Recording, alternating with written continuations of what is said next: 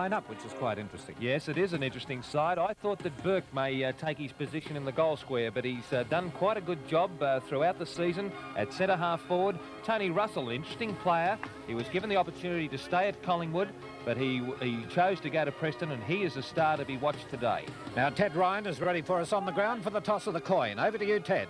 Thank you, Phil. Tails for Ray Shaw, and it comes up ahead. And Sandringham will kick to the southern end, and Ray Shaw and Preston to the Hampton Street end, Phil. And if I may talk to umpire Ross Morgan. Right, Ross, first of all, if you could explain to the public, number one, exactly what the order off his rule is in association football. Right, well, if a player is reported, he is ordered off automatically for 15 minutes. That 15 minutes is when he crosses the line at the interchange steward. He does not come back on until that 15 minutes has elapsed. Now, that particular side plays a player short. Yes, they will play 15 players. It's only if he's reported. Pretty torrid one today, Ross. Yeah, should be an excellent game. Both sides can't afford to lose. They're both only one game clear in their respective positions, so it should be a very good game.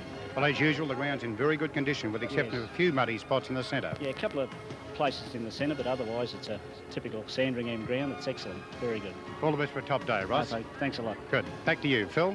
Right, Ted, and we're just waiting now on the Sandringham side to split up. Preston are making their way to their positions. We'll have Sandringham kicking towards the right of the screen. That's down towards the bay end or the southern end of the ground. Can we just have a look at that forecast again, if we may? Cloudy with a few showers, gusty northwest winds, expected top 12 degrees. Well, there you are. It's currently 13, so they're all wrong. We'll get a fine afternoon, I think, by the look of it. Sun is shining here, and quite a few people starting to build up around the ground. Some interesting players in the sides here today. We have today's matches being played on other grounds. First of all, Paran versus Camberwell at Paran, Porter at home to Werribee, Springvale at home to Frankston. That's a very important game as far as Frankston are concerned. Coburg at home to Dandenong. That game doesn't mean anything. And as far as the four is concerned, neither, I suppose, does Geelong West versus Williamstown. But we have the players now moving into their respective positions. Sandy, I suppose, they have been described to me as a quick side with a two-pronged attack. Well, with three players in that side, 30 years of age and more, it's rather difficult to see that they are a quick side. But up until a few weeks ago, they were averaging 29 goals a match. In one of their games against Dandenong, they kicked 44-22. Brewer kicked 5 goals against Preston last time they met. He was tagged by White. And it'll be interesting to see whether White is on him today. There's Brewer, and he has number 8, White, Terry White of Preston. I would imagine he'll tag Brewer right throughout the game. All right, we're ready to get underway, and umpire Casey coming in for the bounce. It'll mark on up in the first ruck. A knock over the head then by the big fellow from Preston in Jordan. Goes out well wide of the pack, and the umpire blowing the whistle says the Preston player was hung on to. That's Salvador, and Salvador will put it out towards the flank. Moving in here is Fife. Fife now of the Preston side up towards that half-forward line. Moving across was the big fellow Barnett, the full-back for Sandringham, but coming out of the pack this time is Shaw, Ray Shaw, who is drifting right across from the centre, and eventually it goes over the line and out. In the right forward pocket for the Preston side, they're kicking towards the Hampton end of the ground or the northern end. Sims going up in the ruck, and he's the big player, reaches up over the top, taps it down to Adams. Adams up towards the flank. There's Alf Buse, whom we haven't seen for a while. Just raced in after the ball, but it's gone over the line and out of bounds. Right forward pocket, and Preston doing the attacking. Working around in front well then was Beer of Preston. He tries to handball the ball out in the direction of Fife, who couldn't break away, but eventually it's kicked away from the pack and marked by McLeod out on the right half-forward flank. So Preston into attack again. Strong side, Preston. Tapped off the hands of the pack. Could be a ball up here. No, the umpire did call play on. Picks a push in the back out of it. and the free kick will be taken by McLeod of Sandringham. So McLeod comes out with it, plays it wide of the centre. Rising high in the air was Hetherington. He couldn't gain possession. A dribble off the ground, sees it come through in the direction of Brown. Peter Brown goes down to the ground. Frost is the player in there for Preston. Around the neck, and Frost will get the free kick. So Frost of Preston straight across ground into the centre, looking for his teammate in David Bryan. Bryan couldn't get in there. Nice shepherding then by Fife. And Bryan now with his kick up towards the centre forward zone. Nearly a mark to be taken by the big fellow, but it's Mark on who takes a snapshot for goal and puts it through for one behind. That was Sims who went up for the mark for Sandringham. Now the kick-off will be taken for the full-back of Sandringham. That's Barnett. Barnett with a kick out onto the half-back line, right under the mobile scoreboard there, but the umpire blowing the whistle says there's a push in the back again, and the free kick will be taken for Sandringham. Well, it's actually a hand pass by Fitzpatrick. Comes out here to Lyons. Lyons into the centre and the mark by Gary Hetherington. So Hetherington from the centre now up towards the half-forward line. A good mark by McLeod. And a very bad kick. It comes down towards Morrison. Morrison with a hand pass to Mansfield. Mansfield, the ruck rover, gets it across here to Hayes. Hayes tried to break away, tackled solidly, and we see the result with the ball being out. The crowd down near the Sandringham goals becoming a little vocal as it comes back in. Tapped over the pack here. Out towards the boundary line. Beats the player racing after it. That was Salvador. And a throw-in will be effected. Salvador had the opportunity to get in there, but preferred to let the ball go over. There it is, tapped down into the hands of McLeod. McLeod up towards the forward zone. Aitken comes into it. Aitken now with the left foot kick, looking for his teammate in Salvador. Salvador with a hand pass. Gets it across into the direction of Frost. Frost towards the centre. Going up high in the middle of the pack was John Burke, who failed to take the mark. Moving in is Fife, a very fast player. Fife out towards the centre of the ground. This is McKeon going after it, being pursued this time by Lyons, but out towards Markon. Markon about to be tackled by Rafferty. He is, and dribbles it over the line and out. Little Markon, we've seen quite a bit of him in recent years with the Preston side. Score reading on the mobile scoreboard. Preston 1 behind. Sandringham have yet to score. Lyons comes out of the pack now, dribbles it up towards the forward line, but it's Ray Shaw who defends here on the flank, plays it towards the boundary line. Moving in this time is Rafferty of Sandringham. He shoots it in towards the centre of the ground. Up they rise for it, tapped down to the ground by Adams. He now gets a hand pass, this time back to Hayes. Hayes of Sandringham out in the direction of Bazanko, who drifted across from the centre, and a late inclusion in the side, where we see it'll be thrown back into play. Well, there you have it, 1 behind on the mobile scoreboard. 2 Preston, Sandringham have yet to score. Being tapped away here by Jordan. Plays very much like Harold Martin, Jordan, if you have a look at his style. He's number 25. Gets it towards centre half forward. Failing to take the mark was John Burke. Taken here by Marty Lyons. Marty Lyons up towards the half forward line. Hetherington now trying to control the ball, being tackled by Frost. And it could be a ball up. No, the umpire's called play on. And eventually coming out with it is Trevor Frost, the half-back flanker. He loses possession. This time Fitzpatrick comes into it, former Carlton player. Fitzpatrick in towards the left forward pocket. Number 1 is Aitken going after it, but it's over the line and out. So Aitken rucking at the moment, was selected at centre half-back. It comes back into play. Aitken coming in from behind, but couldn't quite control the ball. Here's the opportunity now for Sandringham to get it through. Players having a lot of trouble. It could be a free kick for Morrison. He battled away and deserved that, Rex. Yes, he was the man playing the ball, Phil, and he was rewarded by umpire Rick Casey for doing just that. Now, Morrison is at point-blank range. He's one of the 2-prong attack that we've been speaking to about at Sandringham, together with Brewer. Morrison very deliberate, and he's goal for Sandringham. G'day. Force too much in and... Same as your tummy, it needs the right amount of the right food. Cheese and eggs, top protein. And bread, yeah, bread. And your daily bread's not fattening. It's got vitamins and minerals, great dietary fibre, which actually helps control your weight. Beat your eggs, soak the bread, grill, sprinkle on some cheese, some apple. Grill it again, and you've got great protein and top fibre. Oh, well, more bread.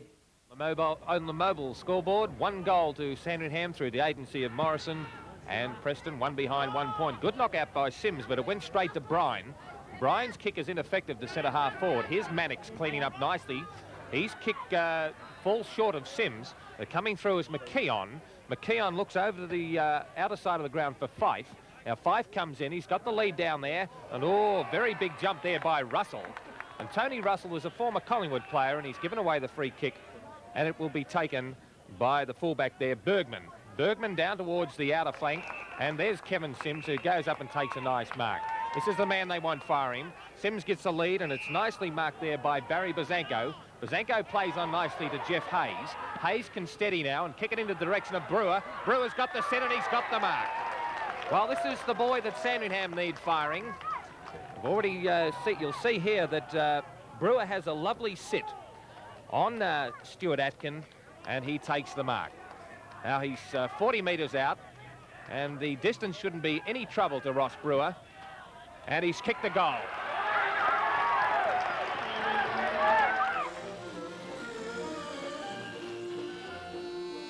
From Ryobi, the company that gave tradesmen their power tools, comes a home craftsman range with true craftsmanship feel. Chippendale? Ryobi. Ah, terribly quaint. Ryobi, the brand the tradesmen use, now in a better-built home craftsman range. Save on this Ryobi angle grinder, just $43.95 at Mitre 10.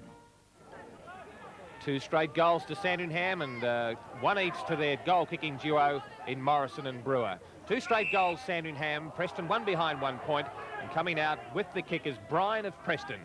Socks down already, and he kicks this poorly. The lead was from Russell, but Jeff Hayes chips in nicely and takes the mark in defence for Sandringham. He centres the ball looking for Sims. Sims had the sit. It went down to Mansfield. Mansfield across to Mannix on the left boot is good play. Now McLeod's there. He's got to wait for the big herd of Preston players over the top. Hetherington gets a beautiful bounce. Coming through nicely, Barry Bazanko. Bazanko with that familiar goal-kicking Scarsy soft line. Gee, he looked a lot like his brother there. 2 goals, 1-13. Sandringham. Preston 1 behind, 1 point on the mobile scoreboard. 9 minutes in at the Beach Road Oval. OK, commentary then from Rex Hunt. Just waiting for the kick-off from Terry White of Preston from the bay end of the ground. He swings the play out towards the half-back line. Moving in to take the mark is Jordan of Preston. He's kicked it out on the full, so the free kick will be taken out here by Peter Mannix of Sandringham. Mannix now from the Beach Road wing. Plays it up towards the left forward pocket. Moving in is Neil McLeod. McLeod now getting around his opponent nicely. Skies it. Puts it straight up in the air. Waiting underneath it is Morrison, who has it punched away from him by White. Comes through in the direction of Hayes. Hayes tried to get it away, but the umpire blows the whistle, comes in, and it will be a ball up. No, he's given the free kick. I thought the way he was moving in, it's Hayes who will get the free. Well, Hayes was the player, of course, who ended up under the pack and has every opportunity of scoring on that 45-degree angle at the bay end of the ground. Sandringham applying the pressure early. A lead from Brewer brings the full back out, and it goes across the face of the big sticks and through for 1 behind, which takes Sandringham on the mobile scoreboard to 2 goals, 2, with Preston 1 behind. How do you see the pattern of play at this stage, Rex? Sandringham being bottled up at the moment, but the 2 key forwards look like they have a good chance to make a big effort on this game. Sandringham at the moment a little slow, but Preston doing quite well at the moment. Well, Peter Mannix was the player then to get the decision from the umpire, and he goes to the short pass. Doesn't travel very far at all, only about 10 metres to Brewer. And Brewer now from the half-forward line, a long way out from goal. He's kicked 1 so far. Lines them up fairly deliberately. It'll drop a bit short. Up they go. He was left unattended in the goal square. But the umpire called a play on, and look at them go in hard here, with eventually the umpire coming in for the ball up. This is umpire Ross Morgan. And right on the edge of the goal square. Put a mark on. We'll scout around the pack. It'll be tapped down to Shaw, and Shaw deliberately put it through for a behind to Sandringham, taking them on the mobile scoreboard to 2 goals, 3, with Preston 1 behind. Let's have some statistics on the game, Ian. Well, in the first 12 minutes of the game, Preston have only effected 1 hand pass, where Sandringham have had 9. Right, here's the ball now being kicked for Preston by McKeon. Up towards the wing on the outer side of the ground. Bryan is the recipient. So Bryan, from that outer wing, gets a lead from Burke. And Burke moving across, but couldn't get to the ball before it went out on the full. So the kick this time will be taken for Sandringham on the half-back line, across in towards Sims in the centre. Sims now with a further hand pass. It goes across towards Barnett. Barnett towards centre half forward, and the mark has been taken in defence by Atkin of Preston. They call him Aitken, although it's spelt Atkin. Into Brewer on the mark, and eventually it's pushed away from the pack, tried to come through as Mansfield. He couldn't get away with the ball at all, and very scrambling play at the moment. McKeon is the Preston underneath them all, and eventually the umpire has picked a free kick out of this, and it will be taken by Adams of Sandringham across towards McLeod. So McLeod's in a much better position at the true centre half forward position and has every opportunity of scoring. This will be McLeod's 5th kick of the match. And the breeze would favour dragging the ball in towards the goal if he kicks out towards that right forward pocket. There it is on its way, and you can see it dragging across towards the left forward pocket. And the umpire has given the mark down here to Aitken. Aitken, the big, tall centre half-back ruckman, plays it towards the half-back line on the outer side of the ground, moving in as Fife. Fife was the player in front of them all out there. Markon is also there and dribbles it over the line and out. We have Sandringham 2 goals, 3-15, and Preston have scored the one behind on the mobile scoreboard. And it's Adams, the big fellow, goes in, but getting the knockout was Jordan to Markon. Markon trying to control the ball with McLeod right behind him, but it will be a throw-in again. And there you have the mobile scoreboard. Some very interested Sandringham, no, Preston spectators by the look of it. And again, Jordan reaching up over the top. And as I said earlier, if you watch this fellow, number 25, he's very reminiscent of the former captain and coach of Preston in Harold Martin. So again, the ball up from umpire Rick Casey. They've been playing 14 minutes into the first quarter. Up goes Jordan again, and the tap out nicely. And this time it's Fife to get away with it into the centre of the ground, but the umpire's blowing the whistle behind play, and obviously something happened there as we followed the ball up, and the free kick will be taken right in the centre of the ground and taken away by Hackney. Hackney towards the right forward pocket, a Preston mark up here. Could be Bryan. Coming in, yes, it's David Bryan, who stretches those long arms up. Of course, he was well above his... It's Russell, is it? Tony Russell, the full forward. He stretched right up over Bergman, takes the shot for goal, and he's put it through for full points, takes them to 1-1. Look at the latest from Luxaflex. Imagine Holland blinds in the new Luxaflex print look. It takes them out of the kitchen into the living room. Colourful fabrics, dozens of designs. Interested? Call Luxaflex Ideas 33620111. Now just checking the mobile scoreboard. Sandringham 2-3-15, Preston 1-1-7, Rex Hunt. OK, well, Sandringham certainly need to get a move on. As Phil said, the breeze is definitely favouring the bay end of the ground. And by Jingo, Sandringham need to take advantage of it. Great tap out by Jordan to Markon. Here comes Russell again and takes a good mark. Well, this is the man that was given the opportunity to stay at Collingwood and probably play out the season in the reserves. But Ray Shaw very quick to get him across to Preston. And he's certainly paid his way up until this stage. He's offline on this occasion, though.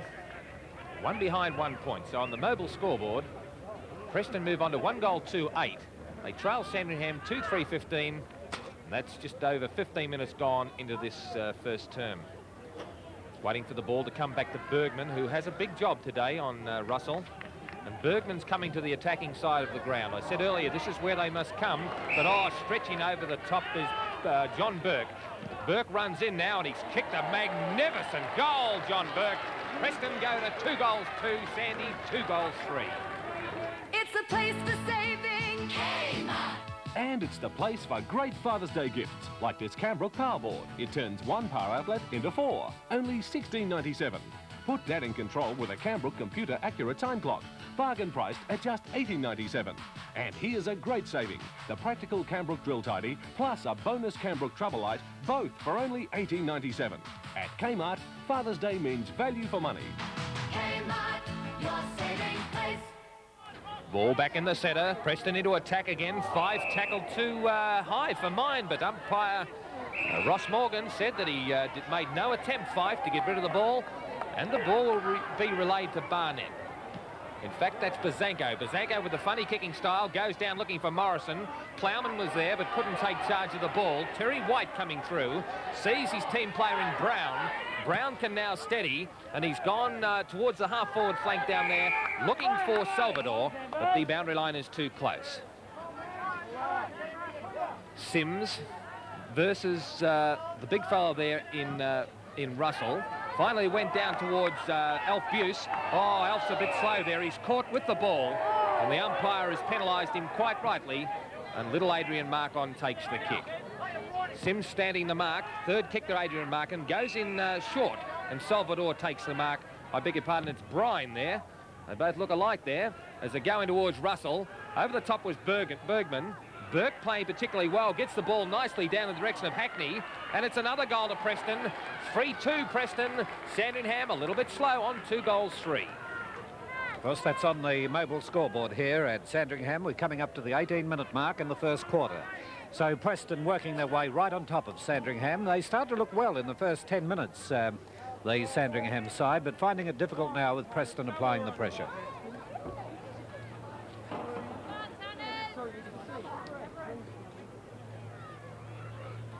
And bounce of the ball. Sims is in there with also Jordan. Neither player getting the advantage.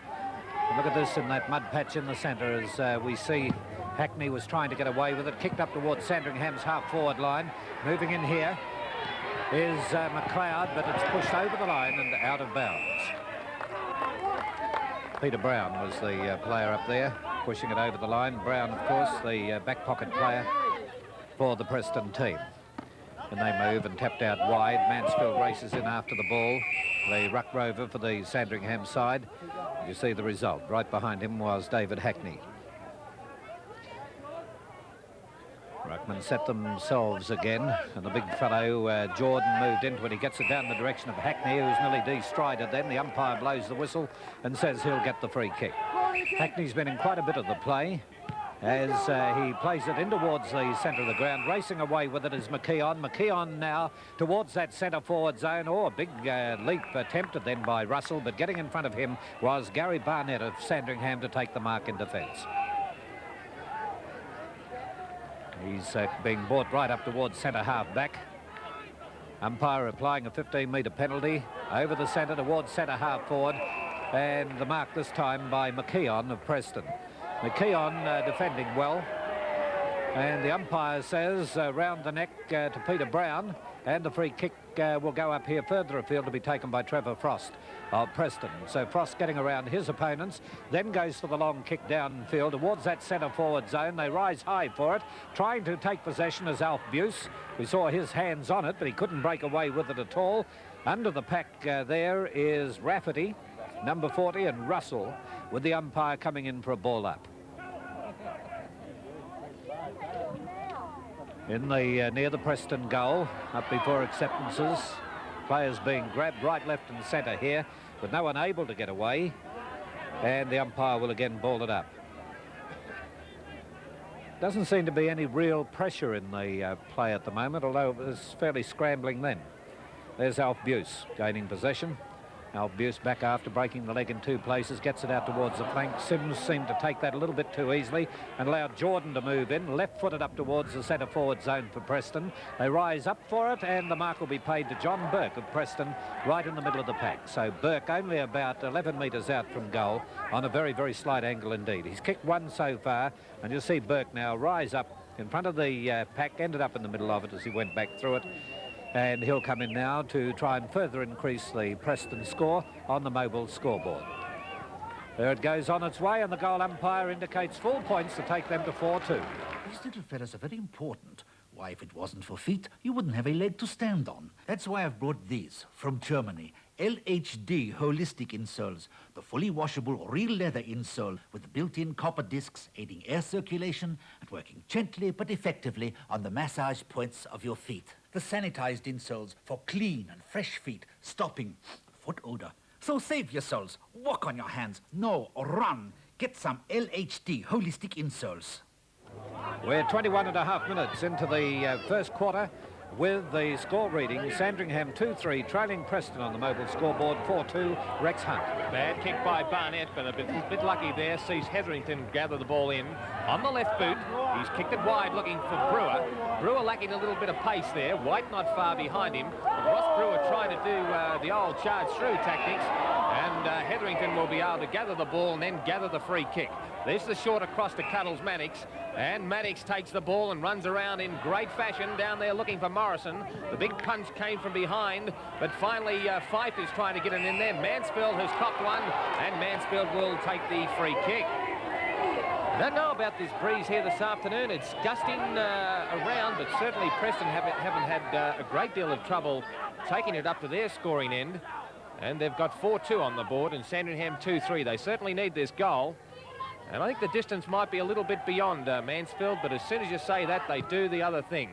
Well, he's given it a pretty good roost, and it's right into the scoring zone, but it's punched away by Stuart Atkin.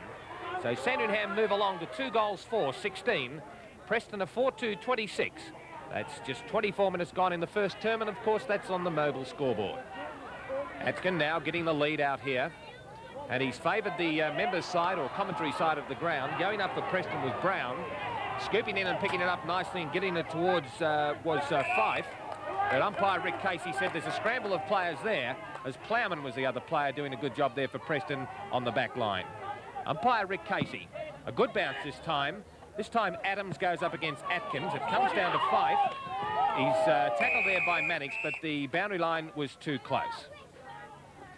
Well, Sandringham certainly need a lift, because I thought from my past experience that the bay or southern end of the ground is the scoring end. Adams in front. He gets a decisive tap down, and it went to Mansfield. Here comes McLeod. McLeod's going to be met by Atkin. I thought he may have been penalised there. A scramble of players will see Casey call for the ball again and bounce it at the true centre-half forward position, with Sandringham on 2 goals 4-16, trailing Preston 4-2-26 on the mobile scoreboard. Yes, and Adams got the knockout from the ruck. The umpire says the Preston player was held on to, and it will be a free kick to be taken by McKeon. McKeon in towards the centre, looking for Jordan. Jordan accepts the pass, then plays for the wide of centre-half forward, and this is David Bryan coming in to take the mark. Just slightly wide of centre-half forward. Bryan looking up towards the full forward for this one. They rise for it, no one able to take possession. Marcon had the chance. He had a hand pass come towards him, bowled over, and look at them go over the top of the ball here, and the umpire will be forced to blow the whistle and go for the ball up. Only about 12 metres out from the Preston goal again at the northern end of the ground. Marcon waiting at the side for the crumbs there. Players pushing it out wide. Let's see if Sandringham can defend here as McLeod gains possession. He plays it towards the half-back line. Bounce nearly beating Shaw. Shaw trying to balk around his opponent. Gets it to Jordan. Jordan with one hand tried to pull it down. He's being tackled this time by Bazanko. Goes up towards that centre-forward zone. There's a bit of weight being used around here as it comes out towards Mansfield. He's tackled, grabbed pretty high, and the free kick will be taken by Mansfield, I'd say, or will he give it further afield? He'll give it downfield, and it'll be taken by Hetherington. Yeah, Adams was going back as though he was taking it, but Hetherington is the player to take it. Hetherington up towards the half-forward line. Hayes got his hands to it. There's the player Brewer in there. Oh, yes, fair tackle. And the free kick will be taken by White. White of Preston comes in towards the half-forward line. They rise high for it. We'll play it to the big fellow Sims. Sims now lopes around, bangs it in towards the centre of the ground. Ray Shaw has it pushed away, but recovers quickly enough to get it out towards Fife, who ran in between 3 Sandringham players. His right foot kick, looking for his teammate in Beer. Beer is the player who couldn't gain possession, be taken away by Marty Lyons. He gets the hand pass across here towards Adams. Adams with a further hand pass, and coming right downfield now with the kick from the wing is Barnett up towards Brewer on the half-forward line. Brewer now with a nice dodge there, goes for the right foot pass across towards centre half-forward, and the mark will be taken by Andrew Plowman of the Preston team. Plowman out towards the wing on the outer side of the ground. The mark taken by Burke. Mark on now, gets his kick towards the centre forward zone. And we'll see moving away with it, Beer. Beer with the kick towards the centre half forward zone. And will pay the mark. It would have been a free anyway. And it will be taken by Barnett. Barnett wide of the centre. Dribbled out of the pack. And it's Jordan again. He's playing a mighty game for Preston. Gets it up in the direction of Tony Russell. Russell snap shoots for goal, and he's put it through for full points to take Preston on to 5 goals to Sandringham 2-4. You know what to do if you've got persistent dandruff? See your Selsun. But if your dandruff problem's a mild one, just a few flakes, the answer is Selsun Blue. Selsun Blue is mild and gentle enough to use every day. Yet its fresh-smelling blue foam helps keep your hair and scalp free from dandruff. Selsun and Selsun Blue. Use regularly for healthy, dandruff-free hair. Right, ball back into the centre, and Jordan gets the knockdown again. In on top of the ball was Mannix. Finally, Hetherington is in there trying to lend a hand. Sims there trying to use some of these bustling tactics to get it out, but he's tackled Fife below the area of the knees, and of course Fife must take the free kick. 5 goals to 32 Preston, and they lead Sandringham 2-4-16. 32 minutes have gone as we see Bryan taking the mark at centre half forward. Here's a loose player over there for Preston, and coming out and taking the mark for Preston. I think this might be Hackney. Hackney in towards the short. It doesn't matter who it was Hackney, but it's gone in towards Jordan, and Jordan has the mark at centre half forward. Sandringham in all sorts of trouble. They're not picking up their players as they move into the defensive zone, and far too many Preston players left unattended. Prior to the last commercial break, we saw Tony Russell unattended, and Jordan's made it 6 goals. 6 goals to Preston, 2-4 Sandringham, and the Zebras are in trouble. Right, Ian, some of the statistics on the game to this stage. Preston are a lot stronger in the air in this first quarter. They've taken 21 marks, Sandringham 13, free kicks 10 to Preston, 12 to Sandringham. Might remind you that we will be bringing progress scores from other matches as our game goes on today. There's the coach of Sandringham, Bob Keddy, and wouldn't be too happy at this stage about it all. No, he wouldn't be, because I think he would know the ground as well as I do, that the bay area, the bay end is the scoring end of the ground. There's no doubt about that. The ball went to Adams. Now they're under pressure, Sandringham, because they're not able to deliver the ball properly to Brewer and Morrison. Brewer is in possession. I thought he was pushed in the back, but they cancelled out each other. Umpire Rick Casey sees Shaw go in and pick the mark and come down towards Bryan, and Bryan can take the kick. He puts the Sharon onto his left boot up towards centre half forward, looking for Burke. Pushed in the back was Marty Lyons, and the offender was Adrian Markon, and Marty Lyons can ease the pressure now for Sandringham. As the siren goes, and on the mobile scoreboard at quarter time at the Beach Road Oval, Preston 6 goals to 38, leads Sandringham 2 goals for 16. Right, and Ted Ryan is making his way out onto the field to have a quick word with the coach of the Preston side in Ray Shaw. Good exercise for Ted. He's doing about 100 metres and about 10-4 flat at the present time. So now over to Ted Ryan and Ray Shaw. Well done, Ray. Yeah, a great effort in the first quarter there, raising those goals on against that very strong breeze. Yeah, I think the breeze is probably blowing this way a bit, Ted, and you know, we had to fight hard in the first quarter because there's probably a 3 or 4 goal win, so you know, we're in front at this stage, so they've got to pull something out. The boys are doing it very, very well, looking for each other and looking for Tony Russell and the boys up forward. That's the way you've got to play VFA football. If you've got good skills, you've got to use them.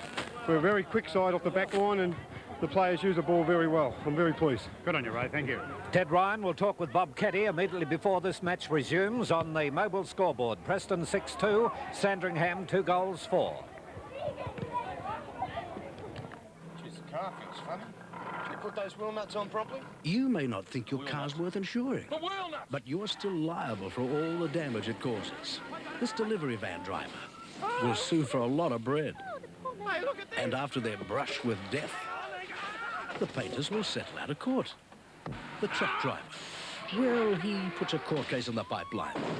And the local cycling club gear up for a legal battle. The hardware shop, $8,200 damage. Yet the $80 property liability policy from AAMI pays for the property damage the car caused. It's quite a promise. So call Amy. We keep our promises. The wheels! Westco Jeans and FBI stores have the latest stretch jeans at only $24.99. And where can you get the latest FBI Easy Fits for gals and guys at only $24.99? Only at Westco Jeans and FBI stores. That's Easy Fits for only $24.99. And also these FBI Easy Fits for kids in all sizes at Westco Jeans and FBI stores. So grab your amazing $24.99 stretch jeans and Easy Fits now while they last from all Westco Jeans and FBI stores. There's one near you.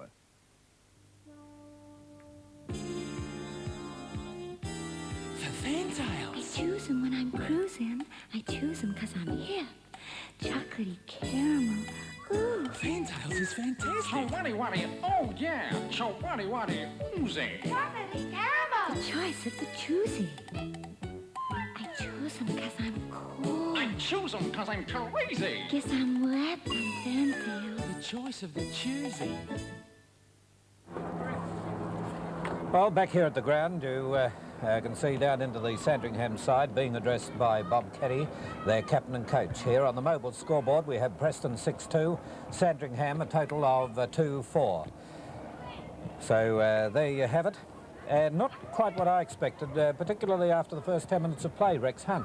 Looking at the game in that first 10 minutes, Sandringham got a couple of quick goals up and they looked as though they were going on with it, although they did at that stage even appear to be a little slow. You commented on that. Well, they did appear to be slow. They're not moving the ball with the quickness which is required for VFA football. Ray Shaw hit it right on the head. You play to position and you play to your strength. Unfortunately, I believe they're depending too much on the likes of Brewer and Morrison. They're the only two goal kickers, but certainly they need a lift across the half-forward line to get back into this game. All right, now let's have a look at some of the statistics in the game to this stage at quarter time. Ian. Well, it was a good first quarter from Preston. They had a lot of match winners in Fife with 6 kicks, Brian 8, McKeon 5, and their best man on the ground so far, Jordan with 7 kicks. For Sandringham, McLeod with 6. Hayes started off well in the first half of that first quarter with 4 kicks, Hetherington 5 and Barnett 5. Goal kickers for Preston, 2 each to Russell and Burke and 1 each to Hackney and Jordan. And for Sandringham, 2 solitary goal kickers, Morrison and Brewer. Right, we see that the Preston side has broken up down here at the Sandringham ground. We have the scores, Preston 6-2, leading Sandringham 2-4. There's the big fellow Aitken moving off. Now there's Bob Keddy in the centre of the pack there. No doubt he'll be laying down the law in no uncertain manner to the Sandringham side. You can just hear him talking, just checking off these statistics now. Let's have a look at them on the screen. So there you have them, Ian. 55 possessions to Sandringham, 63 to Preston. That tells its story on its own, doesn't it? Also, of course, Preston are a lot stronger in the air in the first quarter with 22 marks to Sandringham 13. And in terms of handballs, if you remember in the first half of that first quarter, Preston had only registered 2 handballs up to about the 15-minute mark. So they had a far better second half of the first quarter than the first half. All right, now Ted Ryan will be talking with Bob Keddy as he moves off the ground in just a few moments. We're just trying to pick Ted up, and it'll be interesting to get Bob Keddy's comments on the game to this stage. Righto, over to Ted Ryan. Thank you, Phil. Yes, Bob said the boys got to go in harder this quarter. They got the ball, but they didn't do enough with it, and he wants to really look for the boys and open up the spaces down the forward line. Bobby, a little bit disappointing with the breeze in the first quarter. They got the ball, but they couldn't go on with it. I don't think the breeze has got much to do with it, Ted, really. I think we started well and worked hard to get the ball, and we simply didn't finish it off. You had the ball many times in the back line, but the players kept getting caught with it. Yes, I think perhaps trying to do a little bit too much, and we've got to work to do the right thing and a quick thing. Good on you, Bobby. Thank you. Back to you, Phil. Yes, and the scores here are reading on the mobile scoreboard. Preston 6-2, 38. Sandringham 2-4, a total of 60. Excuse me, can I have a packet of Samboy plain potato chips, please? On second thoughts, I think I'd like a packet of Samboy chicken-flavoured chips, please. Could you make that Samboy salt and vinegar chips, please? Okay. Look, how about just a nice packet of Samboy barbecue chips instead? Samboy, the flavour really hits you. Could I just have a glass of water, please? This is the Colonel's new chicken fillet burger. Hold it! Hold it! It can't be a burger. Burgers aren't made with a tender chicken breast fillet. Well, this burger is. It's made from a whole chicken breast fillet with lettuce and mayonnaise in a warm sesame seed bun. Sure don't sound like a burger. Actually, it's too good to be called a burger. See? But it is a burger. No, it's not. Oh, yes, it is. It is The not. Colonel's new chicken fillet burger. If it isn't the herbs and spices, it must be the way it's cooked. And we're coming in for the bounce of the ball to commence the second quarter. Here we go, and Sims went up before acceptances, but took a second go at it to get the knockout from the ruck. A kick off the ground there, very close to players by Bazanko. It goes up towards the centre forward zone. Here's the opportunity for Mansfield. He was trying to burst through, couldn't break away with it. They're over the top for a ball up. Mansfield showed his disappointment then too, as he couldn't quite get to it. So Ruckman set themselves again, and the hit out by Aitken gets it very wide of the pack to give the running players a chance out there. Scooped off the ground. Shaw got a hand to it, but forced it over the line. That looks like Peter Brown. Down there it is too. He fell very hard.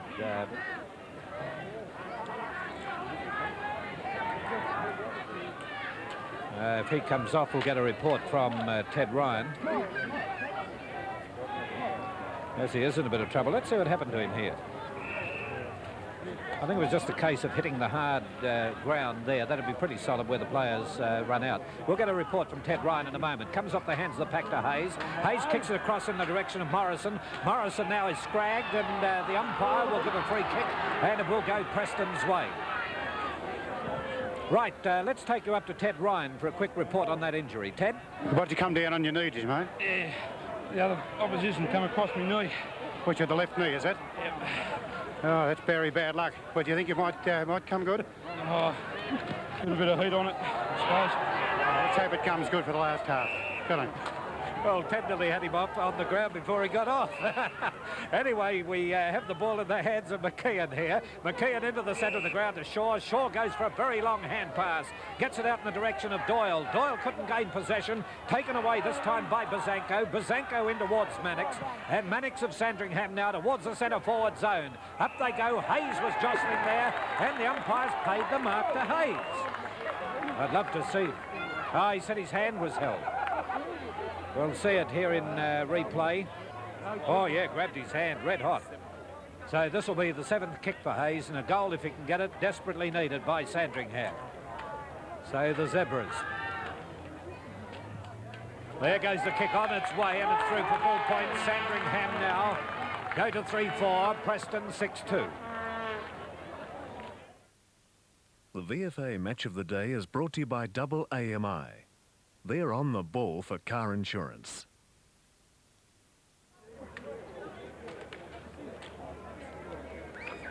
Just waiting now for the bounce of the ball by umpire Morgan. And there's the mobile scoreboard.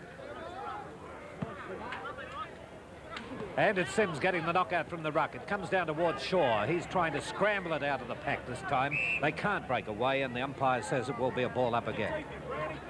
And it's umpire Morgan officiating. Well, there's our injured player there, getting the treatment on the left leg. And as Ted said, does it hurt? All right, a kick from the centre, from Mannix, up towards the centre half-forward zone.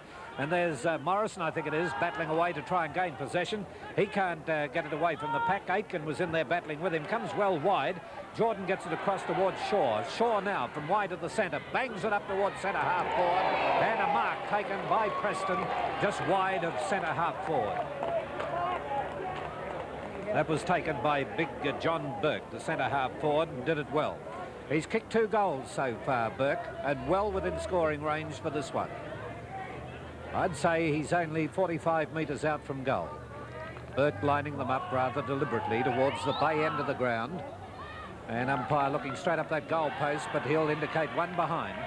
So that takes Preston on the mobile scoreboard to 6 goals 3, with Sandringham 3 goals 4. Sandringham possibly looking a little better, Rex. Yes, they've, well, they'd want to too, Phil, because they're well down. Bergman to the outer side of the ground. That's a defensive side. Bryan gets a hurried kick, but it's tapped on nicely by Hackney, but it favours now Bazanko. Bazanko can give it across in the direction of McLeod. McLeod has a lead from Brewer, but it's offline, and luck's a fortune. Hetherington takes the mark, and he may have been penalised there 15 metres, that particular player there, Brown, who punched the ball away. But Hetherington now is 40 metres out. On a 45-degree angle, he'll be kicking straight into the face of this Wesley Breeze here at Sandringham, which for mine has dropped a little bit since the start of play. And Hetherington is offline. just snuck in for a point. Well, left behind takes Sandringham on to 3 goals, 5. That'll make 23. They trail Preston 6-3-39 on the mobile scoreboard. Ball back into play, sees a great mark by Sims. Don't do anything stupid, Sims, as he tries to get the ball across to Bazanko. Bazanko's under all sorts of pressure and kicks it out on the full, and the resultant free kick will be taken down there by Dwyer. Doyle, is it? Well, Doyle's out of the side, so Dwyer gets the kick in towards the centre of the ground, and once again, Sims comes up and takes the mark. Well, the umpire didn't agree with myself or the big crowd here this afternoon. Finally coming out is Hetherington again. He gets it across to Barnett. Barnett on the left boot, down to Brewer, and great mark. Oh, this is a strong mark by Brewer, showing his experience, using his backside very well. And he's just used the body perfectly there, Brewer. He has 1 goal. He's at point-blank range. Has he snuck it in? I think he has, yes. Brewer's 2nd goal, Preston's 5th goal on the ball. When you think video, think gold. Introducing the Instant TV Rentals Golden Entertainment Package. Imagine a famous name video recorder complete with remote control, plus this. ITR's exclusive new Gold Movie Pass. Your Gold Pass to over 4,000 movies. No, not 2,000. No, not 3,000. But Gold Pass access to over 4,000 video movies. And you can swap your movies in 6 convenient locations. Ring Instant TV Rentals now for your free home video demonstration. Umpire Rick Casey back in the centre of the ground. 39 Preston plays Sandringham 29. Sandringham, as Phil said, looking a little better. They seem to be teaming a lot better. It's a team game, why shouldn't they? Ball on towards the half-forward flank. Very, very slow, that particular player there, Beer. And he'll be penalised. And the kick will go to Sandringham skipper in Marty Lyons. Lyons looking in there for Bazanko, but the ball allowed to go over the top of the pack. McLeod overran the ball, finally came down towards Frost. Frost will look for Burke, and Burke will go in and take a well-judged mark right over the top of Rafferty. That was like David and Goliath, that one there. And I might mention, too, while we're looking at the replay of this, that number 13 is Doyle. He's had his number changed to 13. Right, thanks, Phil. I accept your apology as Burke comes in and puts a magnificent torpedo punt. It's very close. It should have been a goal. It thinks it's a goal off the ground now to Preston. It is. Another goal to the Bull Ants, and they're 7-3. Sandringham are 4-5. And those comments from former policeman Rex Hunt. Oh, thanks, Barry. Gee, you've got a long memory. That's 7 years ago. I wish they'd remember that every time I went over an Amphometer. No discounts for former service, Your Honour. No. All right, well, let's have a look at this again. There you'll see them getting it under the ball. And the umpire calling play on as it's kicked through by Beer. Righto, here we go with the bounce again, and it's Jordan getting the knockout. Sims coming in over the top of him, gets it down here towards Fife. Fife now regains possession after it's passed back by Bryan. Up towards the left forward pocket. Look at this fella go up. Burke failed to take the mark. But a bit of pace here on the forward line of Preston, and a shot for goal sees it going through for full points from Hackney.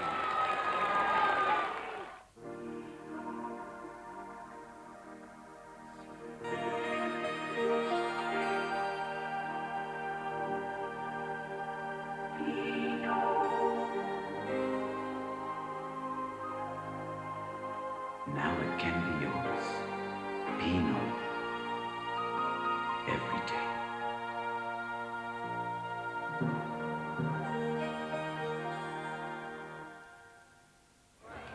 Been interchanged too on Sandringham's side. Buse has come off and Adams has come back on. Comes up towards Mansfield now. Mansfield with a long kick which will be offline and go through for the minor score. So Sandringham are now 4 goals, 6 behinds on the mobile scoreboard. We have Preston 8 goals, 3, a total of 51. So it's 30 plays 51. At the present time, the ball kicked out towards the half-back line and it's been taken by Aitken. Aitken with his kick swings the play just wide of the centre, pushed down to the ground by Fife. Pick up out here for Sandringham by Mansfield. He sends it up towards the half-forward line.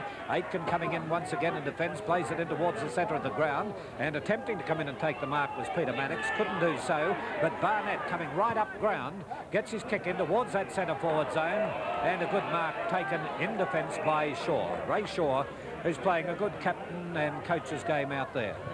It's his 5th kick coming in with the right foot kick out towards the wing position. David Bryan comes in to take the mark. Bryan now towards the half-forward line. They rise high for it. No one able to take the mark. Racing in this time is Veer. Veer snap shoots in the direction of goal. Good shepherding down here, and he's put it through for 4 points, his 2nd. Westcote Jeans and FBI stores have the latest stretch jeans at only $24.99. And where can you get the latest FBI Easy Fits for gals and guys at only $24.99? Only at Westcote Jeans and FBI stores. That's Easy Fits for only $24.99. And also these FBI Easy Fits for kids in all sizes at Westcote Jeans and FBI stores. So grab your amazing $24.99 stretch jeans and Easy Fits now while they last from all Westcote Jeans and FBI stores. There's one near you. Preston have, well, raced to 9 goals, 357. Sandringham 4-6-30, and Preston look the goods at the moment as Fife favours the left boot. Down there looking for Tony Russell. He's knocked away by Bergman. Here's Burke. Has Burke kicked another one? Preston are on fire. Well, 10 goals, 363 Preston. And Sandringham are 4 goals, 630. And John Burke, 3 goals to John Burke. And 11 minutes into the second quarter, Sandringham are in all sorts of trouble. Preston having a good start to the second quarter. There's kicked 4 goals, 1 so far. Sandringham 2-2. Well, they certainly need to lift Sandringham, and I don't think Sandringham are playing that badly. But, gee, Preston, they're winning the ball out of the centre. And that's the name of the game. Mannix now takes the role of the ruckman. It went down towards Bazanko, but coming in and doing it nicely for Preston, but kicking it out on the full there was that player Doyle. The resultant free kick will go to Jeff Hayes, who's battled hard for many seasons for Sandringham. Jeff Hayes, he's an excellent player. Hayes in towards the centre-half forward position looking for Sims. The ball went to turf and was picked up by McLeod. Down there doing a lot of pushing was Brewer, and umpire Rick Casey picked it out. They're pretty good at penalising these foxy old full forwards, the umpires, and they've been doing it for many years. White takes the ball, a former Collingwood player. Sims pushing in the back there. The ball comes towards Doyle, tackled by Mansfield, but he gets a good defensive kick in, and the boundary line will be too close. 10 goals, 363 Preston on the mobile scoreboard. Sandringham are 4 goals, 630. And of course Sandringham are moving Brewer and Morrison around, interchanging between centre-half forward and full forward there. Yes, I don't know whether that's such a good move or not. I think they should leave Brewer in the square and leave Morrison out there where he is at the moment. Brewer obviously lacks a lot of pace and mobility as the ball goes towards half-forward flank again. This will enable Shaw to come in. He's a very good link player in association football, and Bryan comes in and takes the mark in front of Bazanko. Bryan in towards Burke, who's got the sit on Adams. Punched away by Burke is good defensive play, although he's on the forward line. Barnett's tackled down there, and he'll take the resultant free kick. Well, Fife didn't agree with it, but Barnett now can pick himself up and take the resultant free kick. He's calling for a lead, and this is where Sandringham are falling down. Sims should take this mark. Sims, well, I'm not going to say he heard footsteps, but he didn't go with that the amount of confidence that he usually does as the ball comes into the hands of Marty Lyons. Down to where Mansfield takes the ball. Mansfield looking for Brewer, but the ground is too close, and Brewer, the ground's too close. That'll be a boot and mouth. I think you better take over. Okay. Right, Rex. And on the bounce, and a big knockout this time. Goes down towards Morrison. Morrison shoots for goal. Now, it's either a goal or a mark to Brewer. He's very close to the line, and the umpire's going to rule it a mark to Brewer right on the goal line. There he is, going in the same direction as the goal. He's kicked the goal. So there it is. We have Preston now on 10 goals, 3, 63. That was Brewer's third.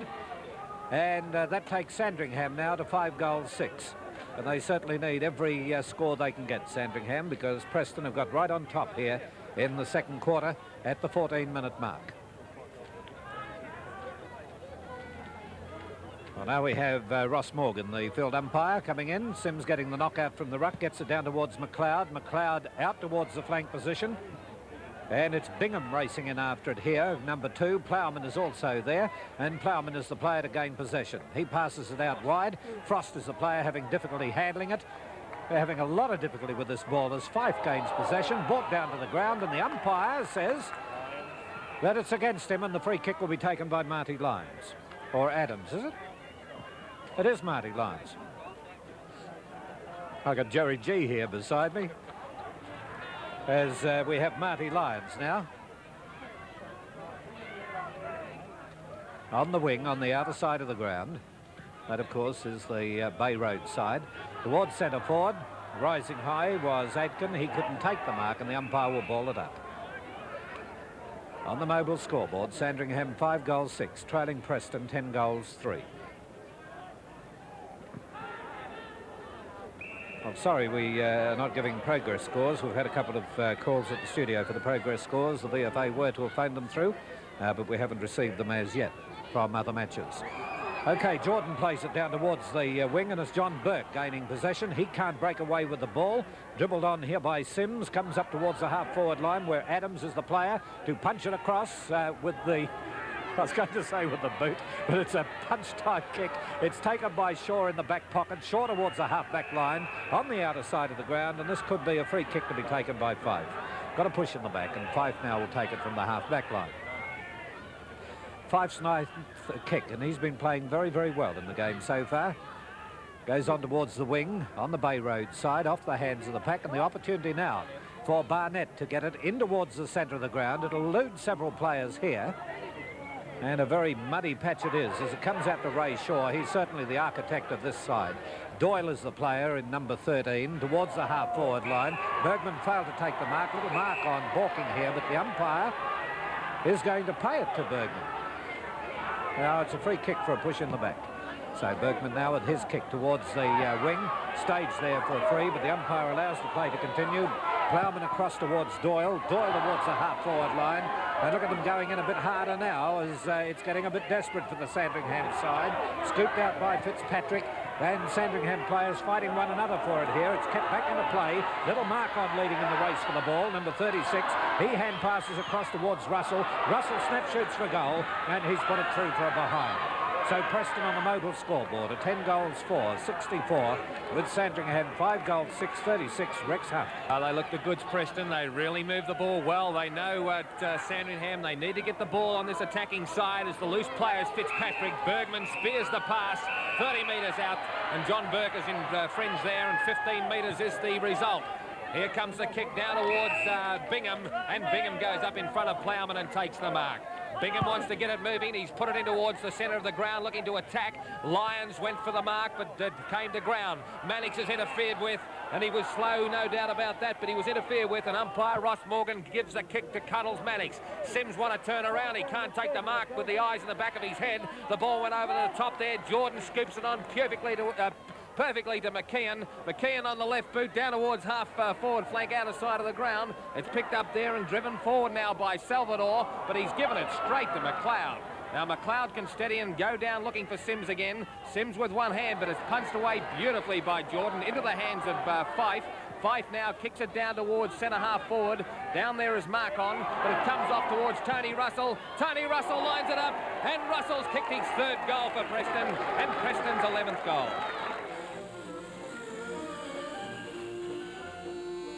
From Ryobi, the company that gave tradesmen their power tools, comes a home craftsman range with true craftsmanship feel. Chippendale? Ryobi. Ah, terribly quaint. Ryobi, the brand the tradesmen use, now in a better-built home craftsman range. Save on this Ryobi angle grinder, just $43.95 at Mitre 10. Russell's 3rd goal. 18, coming up to 90 minutes into the second term, and Sandringham at 5 goals, 636. Preston, they're doing it well, 11 goals, 470. Bryan out of the centre. Here's a chance now for Russell again. He's got a little bit too much experience there for mine for Bergman, although Bergman's really putting in. Russell seems a class above him. Salvador has a bit of a shot over the top of his shoulder as he put it through. Now he's up. Well, 1 behind 1 point on the board to Preston. And Sandringham stay on 5 goals, 636. And Preston are 11 goals, 571. Ball back into play, outer side of the ground. McLeod is in there, battling hard for Sandringham. But the umpire is Morgan. And he'll come in and bounce the ball on the half-forward flank. Outer side of the ground with Preston going down to the bay end of this ground. Oh, a bit of a skew if Brown's bounce there favours McLeod. McLeod tries to get into the direction of Fitzpatrick. He's caught there with the ball and he'll be penalised there. And the resultant free kick will be going there to Hackney of Preston. Now, this breeze has got up a little bit again. I think that this, you'll see the result of the breeze taking the ball away from the goal here. But he's going to go short, and he's done it particularly well to Tony Russell.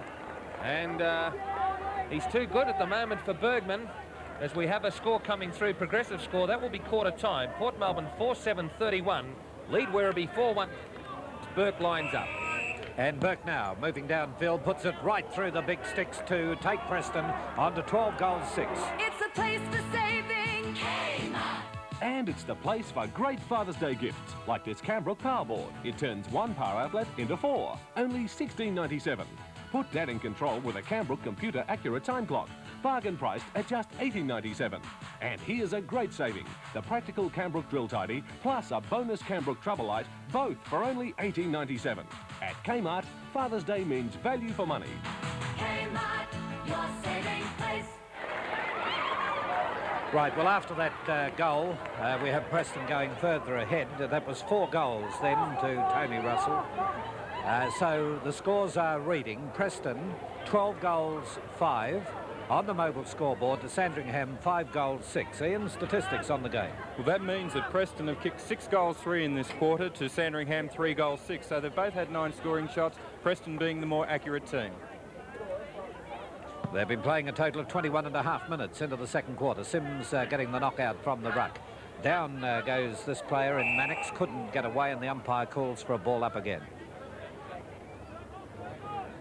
And there's the Paran-Camberwell score. That's a very interesting one. Paran 5-4 leading Camberwell 3-4. Camberwell have to keep winning, and there's the kick now going from Hetherington towards the centre half forward zone. Morrison tried to get away with the ball. He ended up under the pack, but a good defensive kick out of the back line for Preston by White. Sends it towards the centre of the ground, where Bryan kicked it up towards the half forward line. Coming in here in defence for the Sandringham side is Fitzpatrick. He plays it towards the half back line, and Mannix is, or Lyons, Marty Lyons kicks it to Mannix.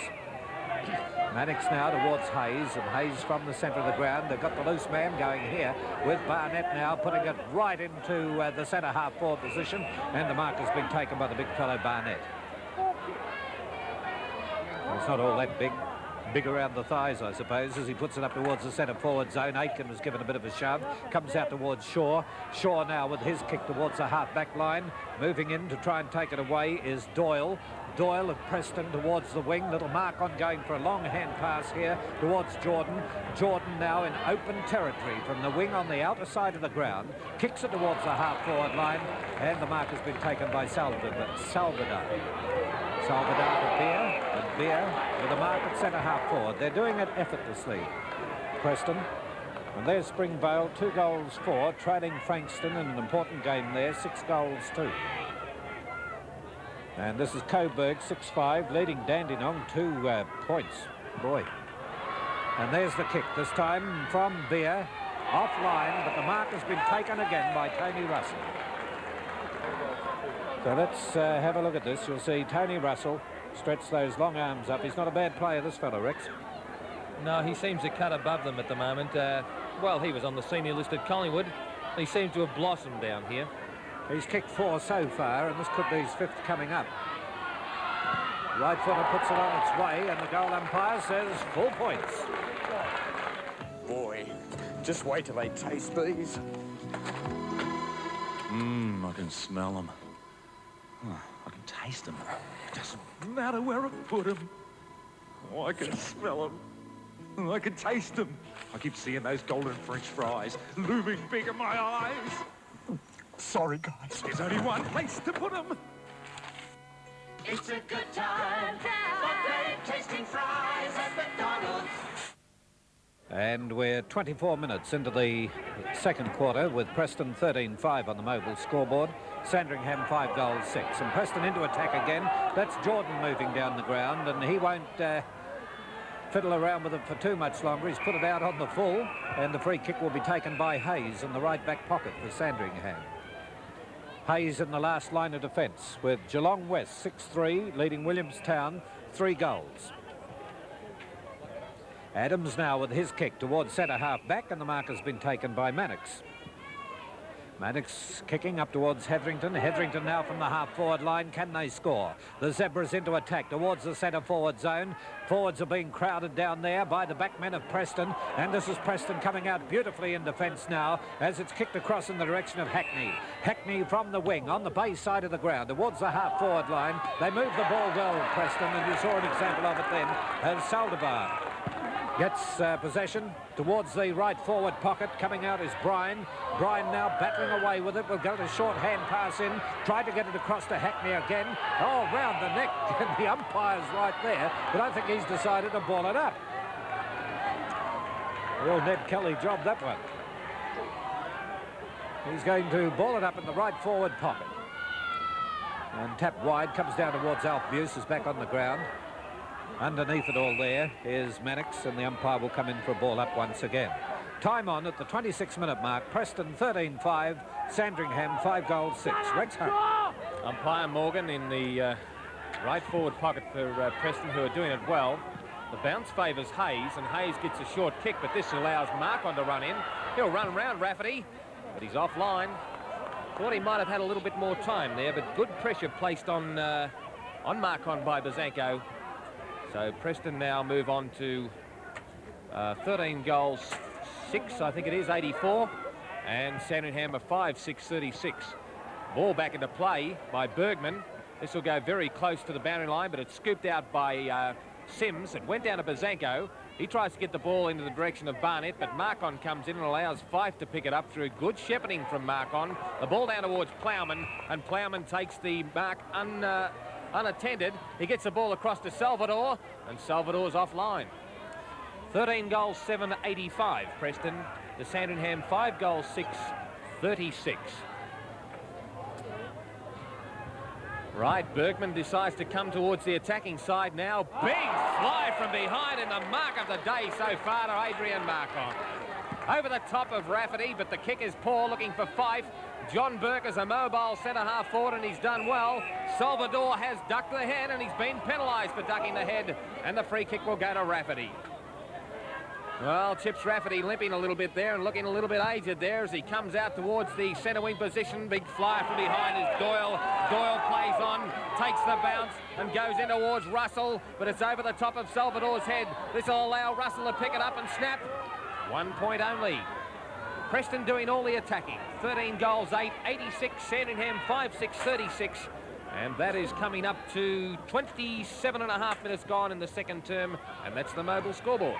Just looking at the play, Rex, where Sandringham are being beaten, they get it up to their forward line, but then both Brewer and Morrison are very well covered. Yes, they're not putting any pressure on them at all, and this allows Preston to run into the half-forward line undefended. Okay, Bergman puts the ball back into play. It goes towards Salvador, who's a very busy player, coming down in the direction of McKeon. McKeon kicks it in towards the centre-half-forward position. Burke gets it across in the direction now of Jordan. Jordan can line up on the left boot. Another goal to Preston. They're too good. 14 goals to Preston. This is Bernina's newest. 50 years of experience and unsurpassed Swiss quality come together in this Bernina 910. Bernina quality means sewing anything from heavy quilts to fine chiffon with complete confidence. Naturally, the Bernina 910 has all the stitches at your fingertips to complete any job, be it stretch sewing, overlocking or automatic buttonholing. Bernina 910's instant needle stop and thread cutter both add to make sewing easier and more enjoyable.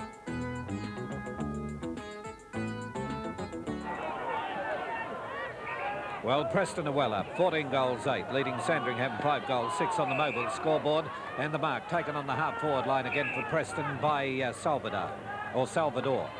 He sends it across towards centre half-forward, and who should be there but McKeon, who's played a very serviceable game. Up towards centre forward, and look how easily Preston are doing it at the present time. That was John Burke, the centre half-forward.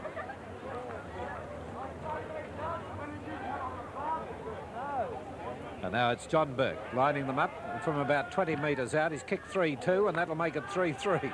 So he's offline with that one to take Preston on to 14 goals 9, 93 to Sandringham's 5 goals 6, 36.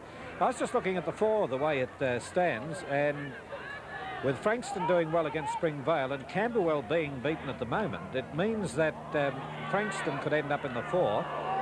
We haven't had a Port Melbourne score come through as yet, and Port Melbourne could be just out. So it could be the Frankston-Port game next week. This is Fife now coming downfield for Preston, in towards the right forward popper position, and the mark has been taken here for the Bull Ants by Russell.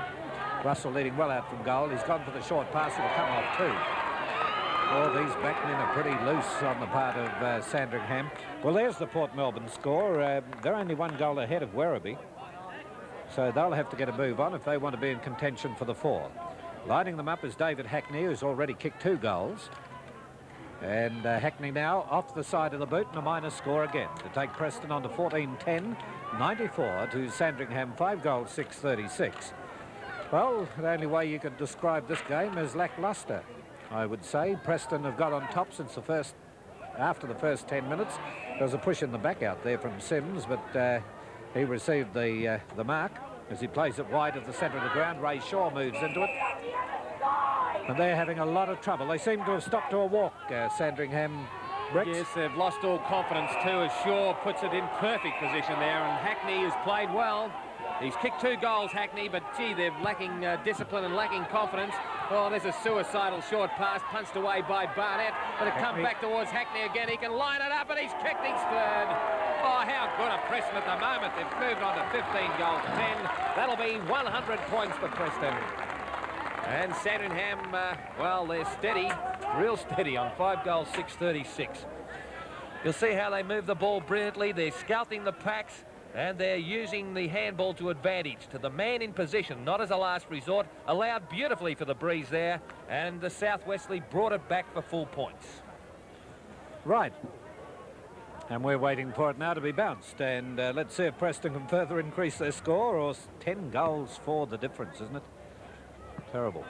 All right, comes out to Shaw. Shaw now towards the half-forward line. Alf Buse is the player getting in front. A few boos there for Alf, who's been in the thick of things over the years for Sandringham. He sends it towards Adams. Adams gets a hand pass across to Mannix. Mannix now of Sandringham up towards the centre half-forward zone. See the way they crowd in. There's always a couple of Preston players go up with Brewer or Morrison, as it's kicked then by Frost. Hetherington, rather, it's the centre-forward zone, and it's Aitken who comes in and takes the mark in defence for Preston. Now Aitken towards that half-forward line, and it's marked, but the siren goes for half-time. And in a moment, we'll be taking you over to Ray Shaw for comments on the game.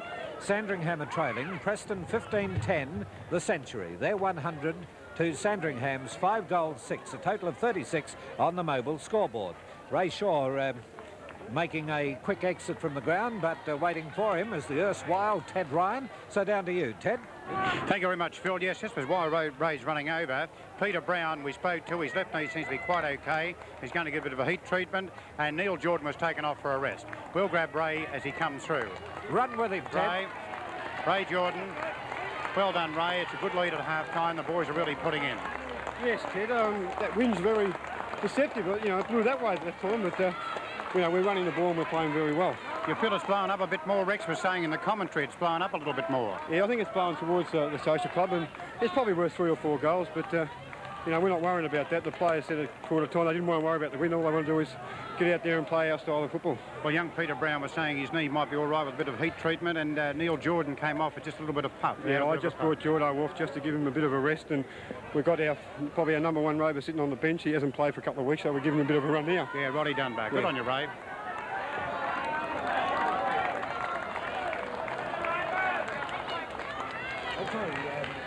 We have Preston 15-10, 100. Burt Reynolds works undercover. Rackle Welsh works underdressed. Join the craziest bunch of detectives ever unleashed on an unsuspecting public as Channel 10 brings you Fuzz. They're a whole lot of fun, and they're headed your way. Fuzz, 8:30 tonight. Geez, the car feels funny. Did you put those wheel nuts on properly? You may not think your car's worth insuring, The wheel nuts! but you're still liable for all the damage it causes. This delivery van driver will sue for a lot of bread. Hey, look at this! And after their brush with death, the painters will settle out of court. The truck driver, well, he puts a court case in the pipeline. And the local cycling club gear up for a legal battle. The hardware shop, $8,200 damage. Yet the $80 property liability policy from AAMI pays for the property damage the car caused. It's quite a promise. So call Amy. We keep our promises. The wheels!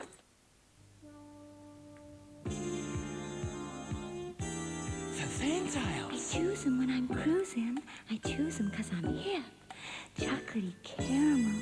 Ooh. Fantails is fantastic. Chowani-wani, oh yeah. Chowani-wani, oozing. Chocolatey caramel. The choice of the choosy. I choose them because I'm cool. I choose them because I'm crazy. Guess I'm wet on fantails. The choice of the choosy.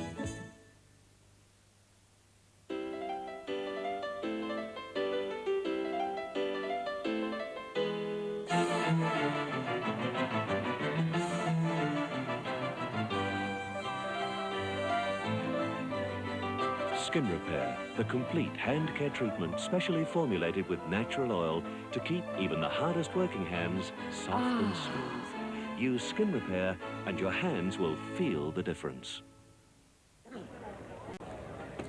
Right, back here at the ground at Sandringham. Not a bad crowd here today either. All on the sunny side, on the bay side of the ground. But Sandringham, 5 goals, 6. Trading Preston, 15 goals, 10. And there you have it, quarter by quarter to this stage. And look at the lift that the Preston side got after the quarter-time interval. All right, Rex Hunt, let's settle down now and have a bit of a talk about the game. And Sandringham are in a very difficult position as everyone can see it. And where they're falling down, I suppose, is from the half-forward line on. Well, they are, and Preston have a great amount of winners in defence, and they're running it off the back line in 3s and 4s. They're hand-passing very, very well. This modern term of transferring play, well, if that's what they call it, they're doing it to perfection. They're almost hand-passing backwards. They're using the short kick to break up play, and they're running the ball into the centre half-forward position, where Burke is playing particularly well. He's well backed up by Russell, who has 5 goals at full forward, and this is the difference between the two sides.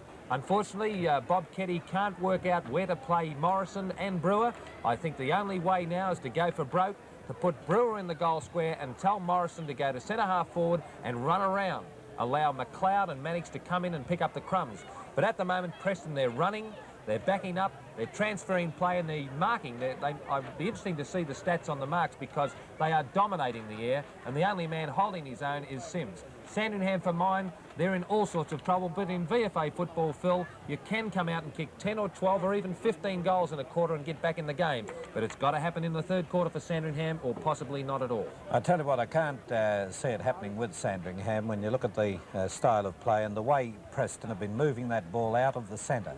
You said it yourself, Rex, that when we got halfway into that second quarter, the way Preston were getting the ball out of the centre, and that is the key to VFA football, isn't it? There's no doubt about that. And also, Preston are handballing at the first opportunity. Sandringham, on the other hand, are only hand-passing when they get into trouble. In other words, as a last resort. And therefore, Preston are intercepting Sandringham's handballs. But Preston, as I said, they're breaking up the play beautifully with short foot passing and hand passing. They're unselfish at the moment, and they have a great spearhead in Russell, who's kicked 5, and John Burke would be very close to best on the ground for mine at centre half forward. All right, it'll be interesting to have a look at some of these statistics, Ian. Let's have them as you've seen them to half-time. Well, it was a tremendous second quarter by Preston, as we all saw. They had a total of 17 scoring shots, and Sandringham could only manage 5. Out of those 17 scoring shots, they added 8 goals, 9. Sandringham only 3 goals, 2. The better players for Preston, Brian's had a tremendous game with 13 kicks, Fife 11, McKeon 10, Jordan a good strong game with 11 kicks, Doyle 7 kicks, all coming from that quarter, and Ray Shaw a tremendous captain's coach game with 9 kicks, and he's controlling the play right around the ground. For Sandringham, Barnett with 11 kicks, McLeod 10, Hayes 9 and Mannix 10. Goal kickers for Preston, 5 to Russell, 3 each to Burke and Hackney, and 2 each to Jordan and Beer. And for Sandringham, 3 to Brewer and 1 each to Morrison and Hayes. Right, now the game wasn't devoid of highlights in the first half, Rex, so let's have a look at some of them. And first of all, we'll take you to 15 minutes into the first quarter, where we see John Burke come in with a good-looking goal here. While Burke is not in the great kick-getters, he's the man that's taking big marks and he's knocking the ball on, and this is the case for a very good centre-half forward. You'll see there he was told to play on under pressure. It was an excellent goal by John Burke. And then we move to the 18-minute mark, not far after that, and Hackney, who's played a very serviceable game, I feel, for the Preston side, he goals. This player has impressed me. He has been a member of the second 18 Premiership side, coming up through the junior ranks, and he's scouting the packs very, very well, and he seems to have fitted in very, very nicely with a couple of good goals in this game. And just before siren time in the first quarter, Tony Russell came in for his share of glamour as he goals. Well, the former Collingwood player, I think he played about a dozen games for the Magpie seniors, but he was told that he wouldn't get a game this year in the seniors. Preston have snapped him up. You'll see here he's left all alone. How can you let a player who's capable of kicking 10 goals a match all alone? I just can't understand that. Well, he's doing it very, very well. How many has he kicked so far, Ian? He's kicked 5 goals to date and playing a tremendous game. Moving on to highlights in the second quarter. Brewer, 6 minutes in, marks and then goals. Yes, well, this is the man they need firing, but as is always the case in the people like Fred Cook and these good full forwards that have been around, Brewer has a tremendous amount of pressure on him, but this is a class mark from a class player, and certainly a few more of these wouldn't go astray for Sandringham. And of course then we move to the 10-minute mark, where we see a good passage of play, and I think, if I remember correctly, Brian to Beer. Anyway, we'll check it on the replay here. Well, Brian is the top kick getter on the Preston side. There he is now, number 19 on the left foot. It doesn't matter to him. He centres the ball very nice. Now there's a knock on from Burke. Now Burke to Beer was great play. Now, you didn't even mention Burke there, and it was very hard, if you weren't looking for Burke, to notice the knock on, but you can see there the good work that John Burke's doing. And then little Mark on has been scouting around the pack well. Oh, he's a brilliant rover. And while McLeod is a great player for Sandringham, he's not a true rover. He is a ruck rover. And this is where Adrian Markon has been very, very good. You'll see here Bergman bringing the ball back into play, but a great mark by Markon. And then you'll see him play on and kick a lovely kick down to Russell, who marked it and kicked Preston's 11th goal. It was good play. Well, Markon, for his size, you know, has been a good mark over the years. I remember he won the mark of the day on many occasions when we used to have an award for that particular area, and he can get high for a little fella, don't they? The little blokes like to take a screamer. All right, well, the scores are reading out here at Sandringham. Preston 15-10-100, leading Sandringham 5 goals 6. Excuse me, could I have a packet of Samboy plain potato chips, please? On second thoughts, I think I'd like a packet of Samboy chicken-flavoured chips, please. Could you make that Samboy salt and vinegar chips, please? Thank you. Look, how about just a nice packet of Samboy barbecue chips instead? Samboy, the flavour really hits you. Could I just have a glass of water, please? You know what to do if you've got persistent dandruff. See your Selsun. But if your dandruff problem's a mild one, just a few flakes, the answer is Selsun Blue. Selsun Blue is mild and gentle enough to use every day. Yet its fresh-smelling blue foam helps keep your hair and scalp free from dandruff. Selsun and Selsun Blue. Use regularly for healthy, dandruff-free hair.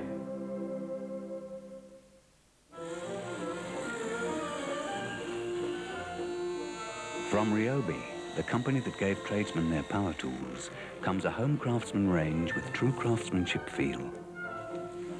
Chippendale? Ryobi. Oh, terribly quaint. Ryobi, the brand the tradesmen use, now in a better-built home craftsman range.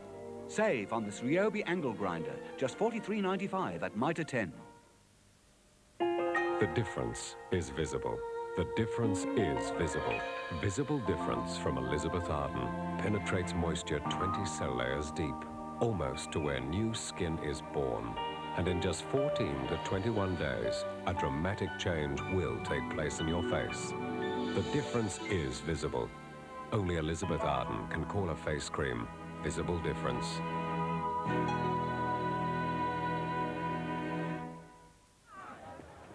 Well, we're just waiting on the teams to come out on the ground. Just repeating the half-time scores down here. Preston 15-10-100, leading Sandringham 5 goals, 6 a total of 36. Just thinking there, Rex, wondering what can happen here as far as Sandringham are concerned. Well, you haven't got a microphone. Our technician's got it on. Right, I have now. Right. There you are. I'm back on air. Yes, what do you think? You said, leave Brewer down at full forward and Morrison out of centre half. I think run the ball off the back line through the centre. But listen, win the ball out of the centre. That's the name of the game. Well, how can they do that? Well, by Sims starting to dominate the ruck, but by Jingo, he's got a big thing to get over in Jordan, because Jordan is a very impressive player, which has allowed Burke to go to centre half forward this year. Burke has, played well in the ruck last year.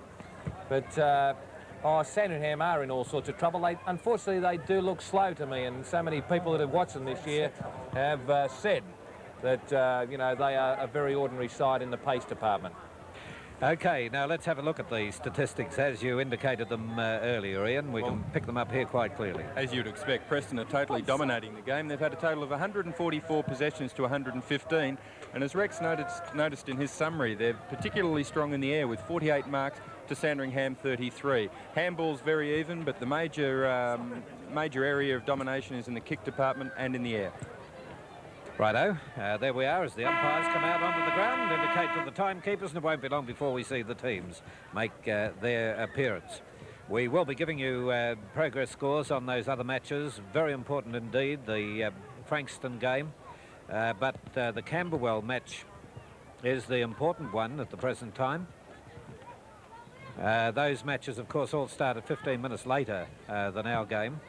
And the match we'll be telecasting next week will also commence at 2 o'clock, and at the moment it appears as though it may be Frankston and Port Melbourne. But Camberwell appear to be in difficulty in their game, and it could be that we could be doing Camberwell and Geelong West. However, we should have some indication of that by the end of today's match. We will be covering all the VFA finals throughout that series, and they will all be from the Junction Oval. Another very important game going on today is the one between Waverley and Caulfield. Now, for Waverley to get into the 4 and displace Caulfield, they have to win by something like 68 points, and that's possibly beyond them, although Waverley have been playing very, very well, we understand. Anyway, while we're waiting on the... here's Sandringham now making their appearance onto the ground. We're waiting on Preston to make their appearance, and while doing that, we'll take this break. Monday night on Dallas, JR's out for blood. He asks Catherine to sell him some of her oil company and invites Peter to the Ewing family barbecue to dance with his wife. Dallas continues 7:30 Monday on 10. When you've got 100 things to do in one day. Or the biggest fish you've ever seen just got away. Or friends drop in, then decide to stay. That's when you thank goodness. Yeah, thank goodness. Thank goodness for Red Rooster. When you need to satisfy a healthy appetite fast and without the fuss, that's when you'll thank goodness for Red Rooster. Thank goodness for Red Rooster Barbecue.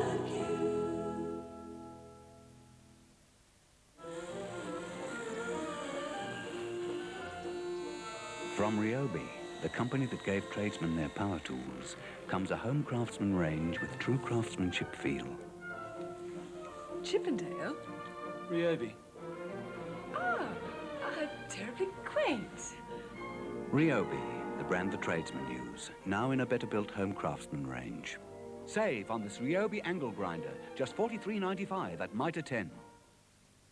In Australia today, Panadol is the top-selling headache tablet for the relief of pain. Why? Because Panadol is paracetamol, pure and gentle to the stomach. Panadol provides effective relief from headache, pain and fever.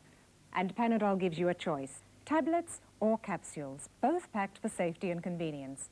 Naturally, take Panadol only as directed, and please see your doctor if pain persists. Panadol, your personal choice for the relief of pain. The VFA Match of the Day is brought to you by Double AMI. They're on the ball for car insurance. Well, we've given our opinions down here, or Rex Hunt has, of what he thinks Sandringham could do to bring this game out of the fire. Bob Ketty, the coach, Must know up there with Ted Ryan. Well, Bob, very disappointing up till now. They really have to pull their socks up in this quarter to have a chance to take this game out. Yes, Ted. Preston are playing particularly well. They're a good side, Preston, and we've got half a game of football in which to salvage some prestige and some pride for the club. We realise that we've got a responsibility to a lot of people, and certainly the way we've played hasn't been disciplined enough. We've allowed Preston players to get on their own far too many times. So it is a big task ahead of us, but a game of football takes 120 minutes. Well, Bob mentioned, Bex Hunter's mentioned putting Morrison at centre forward and leaving Brewer in the goal square. Are these the tactics you're going to adopt? Well, we've made a couple of moves which we hope will settle the side down, and given that we can keep our forward line open and give those two players an opportunity to kick goals, then I think we've got a chance. But in the first half, obviously, we were far too crowded in our forward area. Well, Bobby, you've been getting the ball often enough, but you've been getting caught too often with it. Yes, I think once again possibly trying to do too much with the ball. In a pressure game, a lot of the players haven't experienced pressure football before, and in pressure situations you've got to do the right thing and do it quickly. Thanks, Bob, very much. Over to you, Phil. OK, thank you very much, Ted. Just waiting on the bounce now, and in this quarter we'll have Sandringham kicking towards the right-hand side of the screen. That's down towards the bay end. Preston 15-10, Sandringham 5 goals 6. Well, let's see if Sandringham can do something about it. Morrison, as we saw there, was back at full forward. There's Ray Shaw coming in, gathering in the ball, plays it out towards the half-back line. And this gives the opportunity for Sandringham to get it into attack through the agency of Mansfield, who was grabbed, couldn't break away. Mansfield, number 1 there, is racing in after it. But also Marty Lyons is there with him, and it goes over the line. But the umpire, yes, he's indicated that it will be a free kick to be taken by Marty Lyons. He got it over the shoulder as he was trying to gather in the ball. He drops it a bit short, and the mark has been taken by Doyle. Doyle in defence for Preston. And he swings the play to where they're winning, in the centre of the ground. Brian left unattended, comes in to take an effortless mark. Brian now to that centre half-forward position. They rise very high down there, but look at this. In comes Russell. Russell with a hand pass, and it's Salvador coming in to put it through for full points. They're far too loose, the Sandringham side, and you'll see this all again in replay. You can see now that the Sandringham players, there were 3 players that flew for that mark and 3 Preston players that stayed down for the crumbs, and the result, a Preston goal. And of course they're leaving Preston players unattended, and in the position they're in, they should be sticking very, very close to them. And we saw that happen here just wide of the centre with David Bryan being left on his own. Well, let's see what happens now as we have Preston 16-10, Sandringham 5 goals 6. There we go. In move the ruckman, and it was Jordan who got it back over his head, gets it down to Hackney. Hackney wide of that centre half-forward position. Moving in this time for the Sandringham side is Barnett. Barnett with a long kick downfield. He's looking for teammate Hayes. Hayes failed to take the mark. Brewer tried to scoop it back, but a kick then by Hackney as it came down from his hand. He puts it out to the boundary line. The umpire's called play on. And he's given the free kick now against the Sandringham player in through. And it's being taken by Doyle. There's the replay of it. Anyway, comes up towards the half-back line. And this is McLeod trying to put Sandringham into attack. Gets it across to Hetherington. Hetherington goes wide to Lyons. Lyons with a long kick downfield, but look here. Up they go for it. Brewer tried to take the mark, but I think the umpire will play it to Terry White of Preston. And White immediately plays it on. He gets it out towards McKeon. McKeon now towards Aitken. Aitken in turn towards the wing on the bay side of the ground, and will play that mark to Gary Barnett. Yeah, being put back to Barnett. Barnett asking for the player to go back off the mark, Beer. And there's a 15-metre penalty applied. He sends it towards that right forward pocket position. Aitken is the player to move in on the ball, but a dribble off the ground sees it go over from the boot of McKeon. They've been playing 3 minutes into the third quarter with Preston 16-10, Sandringham 5 goals 6. That was marked by Brewer, it looked like, yes, limping to as he tried to kick it, and it's kicked back downfield, and the mark has been taken by Peter Mannix. Now Mannix is going for the short pass, a bit risky. It was risky, off the hands of the players to Shaw. Shaw out towards Fife, and Fife now will clear it into the centre. A scoop off the ground by Rafferty, finds his teammate in Mannix. Mannix now with another short pass, and look what they're doing with the short passing on the forward line, Rex. Yes, I'm shaking my head. There's no doubt about it. They don't have a lot of system. They should be kicking it long to Morrison and Brewer as the ball goes out to the half-back flank on the outer side of the ground. Ray Shaw calling for the lead. He's given the lead there by Bryan, who's played particularly well. Bryan to 15th kick down towards half forward. The ball comes out to Marcon. Marcon has a chance to take a bounce and then look for Beer. Beer has all the time in the world to try and scoop it up, but he's got the fumbles down there. Hackney finally comes in. He's tackled without the ball. The umpire, Rick Casey, looks at it very closely and will bounce the ball at the true centre-half forward position. Well, things not going too well for the Zebras. They're 4 minutes into the third term, and they trail by 12 goals. But who knows, in association football, anything can happen. Here comes Barnett. He tries to get it across, but finally Rafferty now coming in now. He's got his eye on the ball, and Rafferty has been rewarded for playing the ball. Ball thrown back there by Beer. This is Rafferty. Rafferty goes short to centre-half forward looking for Hayes, but Doyle comes in and takes a nice mark in front of Hayes. And Doyle's a very impressive player.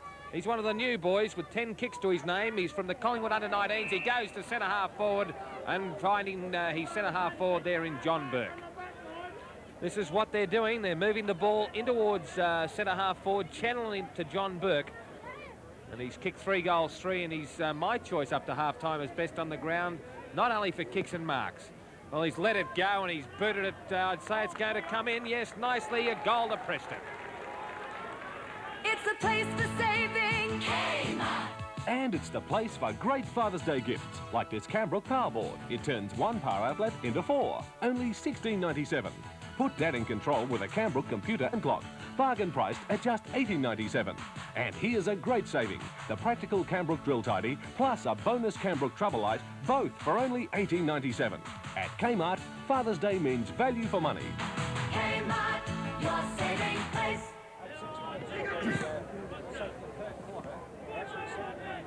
6 minutes into the quarter as we see the scores. Preston 17-10, 112. Sandringham 5-6-36. That's the mobile scoreboard. And now Sandy into attack as it comes up towards the centre-half forward position. Brewer gets it. He hand passes back to Mansfield. Mansfield with brute strength gets through the pack, kicks it up towards Morrison. Morrison played on though, and we see now Preston defending as it comes out to be taken here by Jordan. Well, Jordan copped one then too. The umpire applying a 15-metre penalty, and as soon as Jordan realised that was on, he was up and off. And it comes up towards the half-forward line. This is the opportunity now for Burke to get it away. He went for the hand pass, gets it across to Hackney. Burke plays on, got held, but look at them go in now as they're applying the pressure. It comes through towards Fife.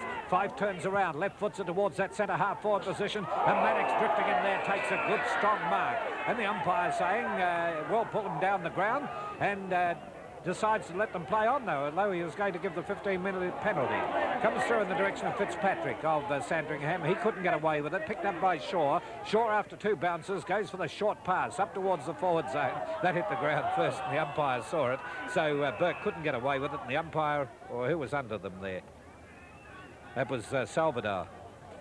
Comes out towards Hayes. Hayes gets a trip as he tried to break away, but gets the kick in towards the centre of the ground. There's Sims waiting in under the ball, and Sims is the player to take the mark. He immediately gets the hand pass across here to his teammate in Frew. Frew up towards that centre half forward zone. Oh, and a nice little shove out by White allows him to come in and take the mark.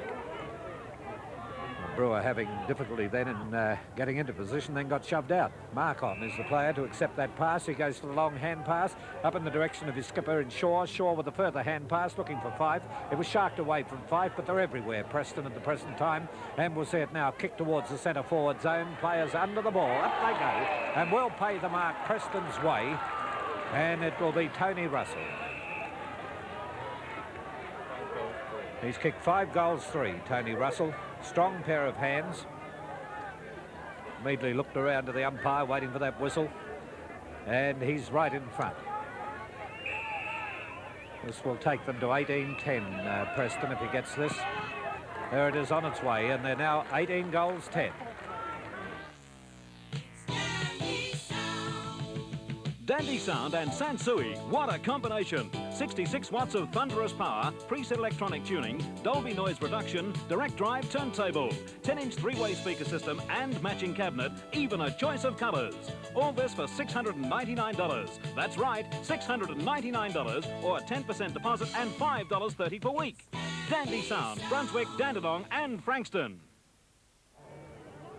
Righto, and back here we have the mobile scoreboard going up, 18-10 to 5 goals 6. Play goes on towards the half-forward line of Sandringham. Trapping the ball was McKeon. Goes down to the ground. Mansfield went down with him, and the umpire has blown the whistle. Now let's check First Division scores and some very important ones. This being probably the most important of all at the moment. Paran 8-10, 58, leading Camberwell 6-8, a total of 44. Port Melbourne. This is not a bad game. Port Melbourne 12-13, 85, leading Werribee 11-3, 69, and Port have to win that one to stay in it. Frankston have to win this one, and they're leading Springvale 11-6 to 5 goals 6. Coburg and Dandenong, no bearing, and there's another goal. Oh, yes, it is a goal to Hackney of Preston, so they're going even further ahead. Now checking off these scores still while the ball is coming back to the centre. The Coburg-Dandenong score had no bearing on the four. Geelong West, not all that far ahead of Williamstown. Geelong West 9-7, 61, Williamstown 7-6, 48. But the important one there is the Paran-Camberwell, one with Paran leading Camberwell. And Sandringham getting done here in no uncertain fashion puts them in the hot seat as well. So let's see where they can go now as we see the kick from the pack by Hayes up towards that half-forward line. No one able to break away with the ball as yet as Rex Hunt takes up the commentary. Yes, Sandringham in all sorts of trouble. They're trying to move the ball forward, but scrambly play sees the umpire, Rick Casey, come in and bounce the ball at the centre half-forward position. For Preston, Russell has 6 goals and Burke 4, and Hackney has 3. Sims gets the knockout, and he's won pretty well in the knockout region, but a scramble of players again sees umpire Rick Casey come in and bounce the ball. Well, certainly they need a lift, Sandringham. That forward line for mine still seems very, very crowded as Sims again wins the advantage, gets it to Hayes. Hayes down there looking for Morrison, who's bullied out of the way by Stuart Atkin. Coming in for Preston there and taking it across the boundary line was McKeon. Well, Sims versus Jordan again. As I said, Jordan, a pretty impressive sort of a player now as Heathering comes in to do the ruck work for Sandringham, but it's punched to the advantage of Preston by Jordan, and another throw-in will take place. For Sandringham, Brewer has kicked 3, and Morrison and Hayes 1 goal apiece, but 5 goals 6 Sandringham is a rather pathetic effort against Preston's 19 goals 10. 10 minutes gone into this third term. Once again, a flat piece of play at the moment, sees the ball over the boundary line and out of bounds once again. Hayes is 39, McLeod 7 for Sandringham, 26 for Preston, 25 for Preston is Jordan. The ball came down to McKeon. McKeon tries to get it forward, but the player infringed against there was Mannix for Sandringham. He's told to play on and is put under pressure by Fife. The ball comes to Bingham. Bingham down towards the centre half forward position. Morrison was up. The ball came down in the direction there of Brewer. Following up there was Morrison, but Terry White allows the play to go over the boundary line and out of bounds on right forward pocket, with Sandringham kicking with the aid of this southwesterly breeze. Ruck duel between Brewer and Atkin. Atkin does win it, but it doesn't advantage Preston too much. Brewer picks it up, he snaps, but he's offline. Out of bounds on the full, and the free kick will be taken by Ray Shaw. We saw a shot come up there showing Alf Buse now has moved on to Russell. Well, Alf, of course, is quite an experienced fullback. What do you mean experience? What you're trying to say is that he might start to rough him up a bit. Is that right? The nice way you're trying to say it, a bit of experience. We know what sort of experience Alf's had before the VFA tribunal. And, of course, our co-commentator there is Rex Hunt, former policeman. Berwick, 1916, leading Kilsyth, 2 goals 10. In second division, Moorabbin leading Mordialloc, 42 to 37. Waverley, and they need to win by something like 68 points to get in the fall. Waverley 71 leading Caulfield 52. Northcote 92 leading Sunshine 17. And Box Hill 50, right on top of Oakley 33. And now let's go back to play here, and it's Marty Lyons getting it across to Mannix. Mannix shoots the goal, and he's put it through for Sandringham. If you think all small cars are just about the same, you're just about right. Same styling, performance, price. But if you think one small car just has to be a little better, you're absolutely right. Nissan Pulsar, sedan and hatch. The small car that stands out from the flock.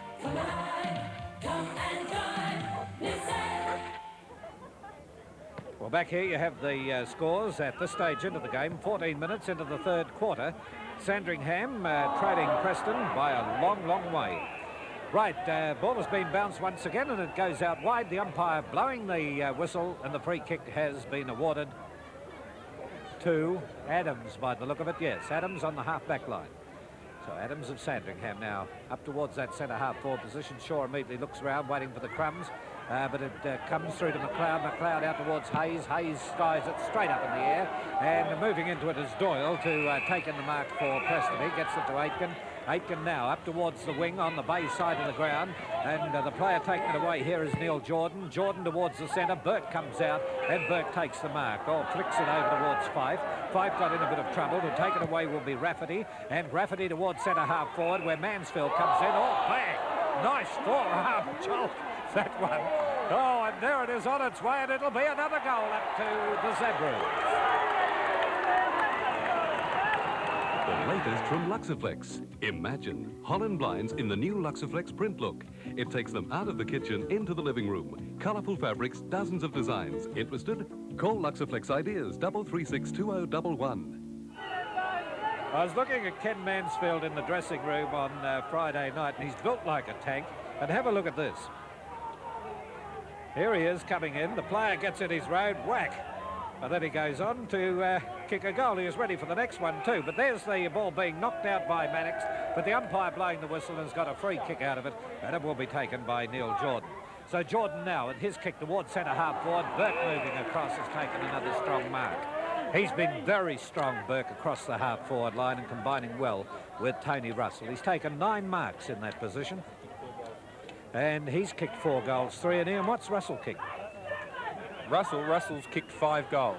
Well, he won't be kicking another one this time, Burke, because it's well offline and through for the minor score of 1 behind, taking Preston to 19 goals 11 and Sandringham 7 goals 6. 125 on the mobile scoreboard to 48. Onto the half-back line it goes again. And it's a free kick, I'd say, awarded to Adams. He was all over the top of him.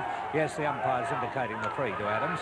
Adams doesn't quite know where to go, but now decides to play it in towards the centre. Hayes came into it, couldn't take the mark. Doyle tried to break away. A pick up by Mark-on. Mark-on of Preston towards the half-forward line. Bounce beats the Sandringham players, and this allows Preston to get it into attack. Fife coming downfield, receives the pass, puts it on its way, and it's offline again. So Preston 19 goals 12, 126. Sandringham 7-6, a total of 48. There's Fife limping a bit as he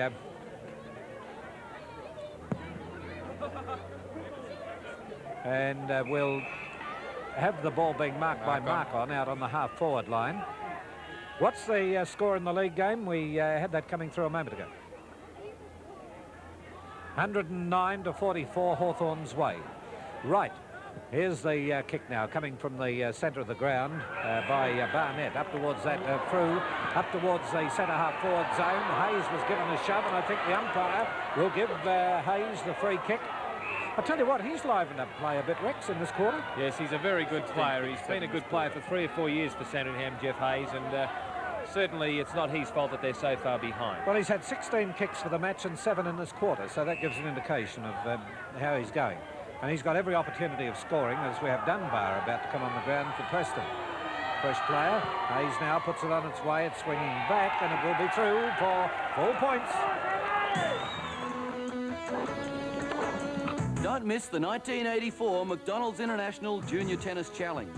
This year, it's more exciting than ever. Australia's junior champions compete against the top juniors from America and, for the first time, West Germany. A limited number of complimentary tickets are available at all McDonald's restaurants. So come on in, pick up your tickets to see some great tennis action. 24th to the 26th of August at Leggett's Tennis and Squash Centre. Well, Dunbar has come on for Preston and Fife is the player to go off. Rex Hunt. Preston back into attack down there, picked up by Beer. Beer spirals a magnificent-looking punt kick. Is there anyone there? Rafferty's there and taps it through. What is he? Yes, he's tapped it through. What a magnificent spiral punt kick, which is one of the skills gone out of the game with the introduction of the fast-moving play with the drop punt kick. And another behind to Preston. So the ball back into play now via Alf Buse. Sees John Burke pick it up. He's under pressure out there from Bergman. Bergman tackles him with the aid of Mansfield, and Mansfield will take the resultant free kick. 19 goals, 13. 127 Preston on the mobile scoreboard. Sandringham 8-6-54 as Marty Lyons, the Sandringham captain, sees the ball across the boundary line. 3 goals to Brewer of Sandringham and 6 to Russell of Preston are the major goal kickers. A bit of jostling there. Jordan and the free kick has been awarded to Jordan. He's on the left footer. He's on the left foot. No, great mark over the top there by Bingham. He had to sit on John Burke there, who doesn't like the decision, but Bingham plays on nicely, and the ball is marked by Hetherington. The left hand pass is on to Lyons, back to Hayes. It's good play. This is better play by Sandringham in towards Morrison, and Morrison takes the mark right on the boundary line. Now, he's 45 metres out here. He has the wind at his back, and I don't know whether he'll have a shot or not. He favours the drop punt kick, and it's a very good kick in there. The high flyers are needed. Brewer is there, and also Frew. The ball came off the top of the pack to Shaw. He got it across to Hackney, who has had a bounce. He's tackled over there by Mannix, and he's gone for the safety of the boundary line, but yes, the ball is over the boundary line and out of bounds. Adams coming off the ground there. 20 minutes gone into this third quarter. 19 goals, 13, 127 Preston. Sandringham 8-6-54. And we find Fitzpatrick coming back onto the ground. Sims gets a decided knockout there. Kicked off the ground by Frew. Down towards Brewer, and Brewer takes a lovely mark for Sandringham. Well, this is the man they need firing. Russell has played well for Preston, but a clear mark there. And Brewer has kicked 3 goals. Oh, man of his experience should score from here. It shouldn't make any difference now, the breeze or the distance, and he's kicked his 4th goal for Sandringham, and Sandringham's 9th goal. How much would you pay to borrow these latest release movies? Many people are shelling out up to $5 each. But now, thanks to ITR, latest release movies are included in this sensational video recorder package. No, not 2,000, no, not 3,000, but Gold Pass access to over 4,000 video movies. Imagine a famous name video plus a mountain of video entertainment, and you can swap your movies at 6 convenient locations. Ring Instant TV Rentals now for your free home demonstration. Ball back into the centre of the ground, picked up by Hackney and driven forward looking for Russell. In front is Buse. Russell nearly took a one-handed mark. The ball is clear. Here comes Bergman, but the boundary umpire says the ball is out of play. And we've gone just on 21 minutes. All right, and here's a report now from Ted Ryan. Phil, we're with the club doctor. It doesn't look too good for Neil McLeod, the vice-captain, Barry. Oh, he's just got a small bruise, Ted, just over the lower end of his knee. That's all. It won't be too much trouble, I don't think. Got it very heavily packed with ice. Is there any chance of Neil being able to go back on again, do you feel? See what it's like early in the last quarter. We'll decide then, Ted. Thank you, Dr. Barry Oakes, the club doctor of the Sandringham Football Club. In the shadow of the stand and picked up by Rafferty after a decent sort of a hand pass from Marty Lyons. Goes in towards Frew. Frew back to Rafferty is good play, and this is where they're falling down as they go forward. The kick was offline, but it favoured Sims the bounce. He doesn't know what to do with it. Finally gives it to Mannix in the glue pot. Down towards his team player in Bazanko, and Barry Bazanko takes the kick, but he kicks it into the man on the mark, and cleaning up nicely is McKeon for Preston. McKeon drives it forward to Bryan, who's played brilliantly today. Here comes Burke, and he's a good player, this lad, Burke.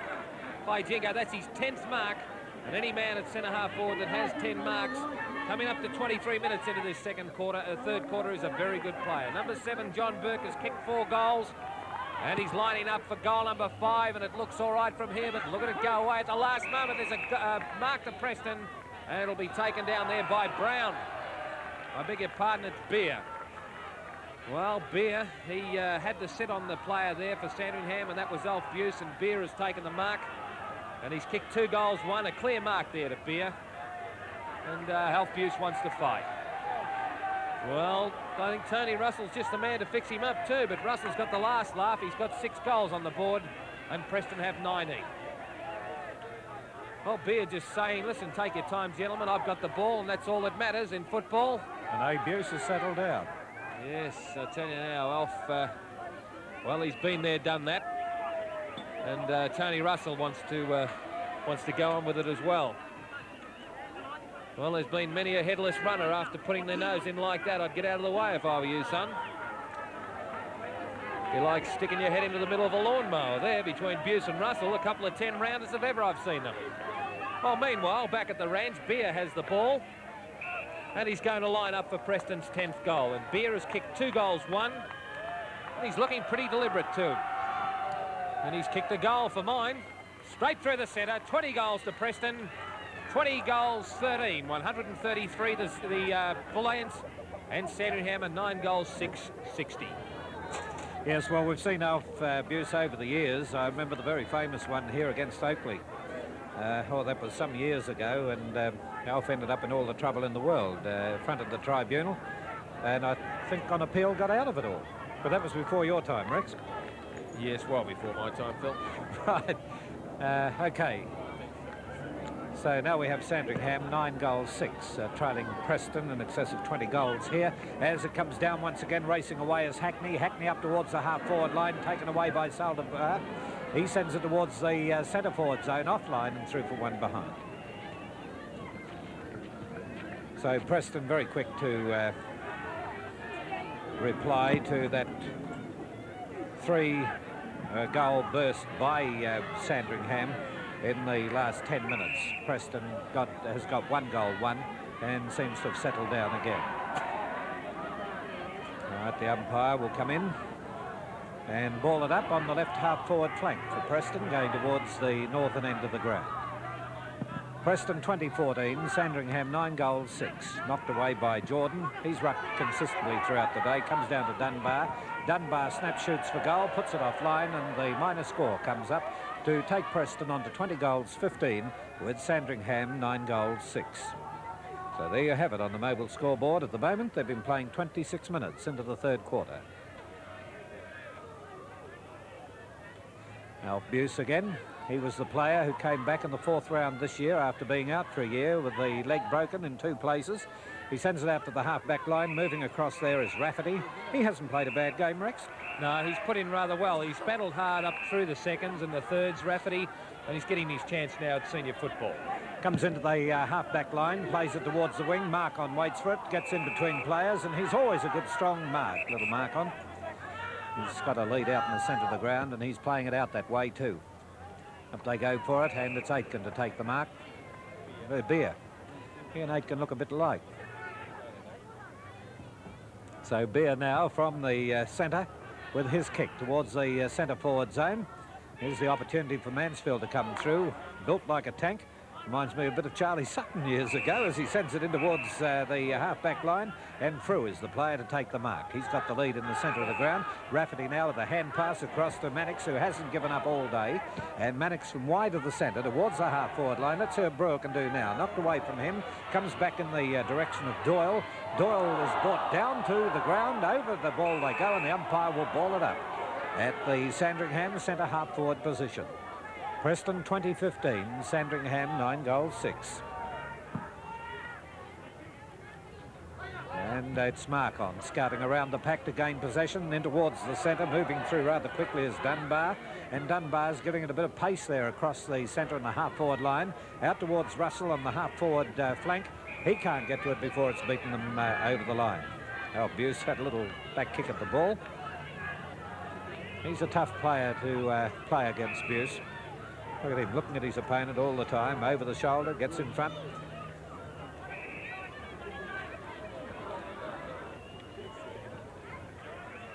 Now here it is into play again. And that's Morrison up there. He sends it wide of the centre And again, it's Marcon out there to take in the mark. So Marcon of Preston high in the air to centre half forward. Now let's see who's scouting around. Mansfield was, but wasn't kicked quick enough to come in and pick the ball up. It's taken away this time for Preston by Hackney. Hackney towards that half forward flank position. Beer takes the shot for goal, and I think he's put it through. Yes, it's full points. So Preston go to 21-15 and Sandringham 9 goals 6. I think that was Bryan who came in with that. There's David Bryan who comes in from the half-forward line and puts it through for full points. So they're getting further ahead, Preston, and there's very little, I think, that Sandringham can do, Rex. No, Preston have the run of the ball, and they're making all the play, and they have all the confidence, and they've been well led by this man, number 25, although Sims beats Jordan on that occasion. It goes to ground, and Shaw keeps the ball right in that position as the umpire, Rick Casey, comes in and will bounce the ball just forward of the centre, with Sandringham kicking towards the Bay Road end, or the Port Phillip Bay end, that's better. Jordan again gets a beautiful tap out to McKeon.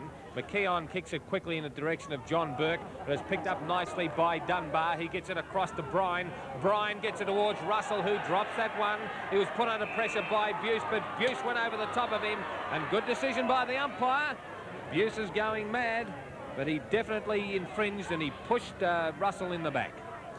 Well, you see here that Russell is infringed with now, which is, although the arms weren't used, Buse used his body and pushed him fair square in the back as Russell lines up for goal number 7, and he's kicked it for mine right through the centre.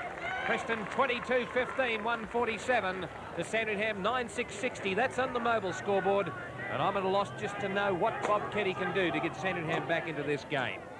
7 goals to Russell and 4 to Burke are the major goal kickers for Preston.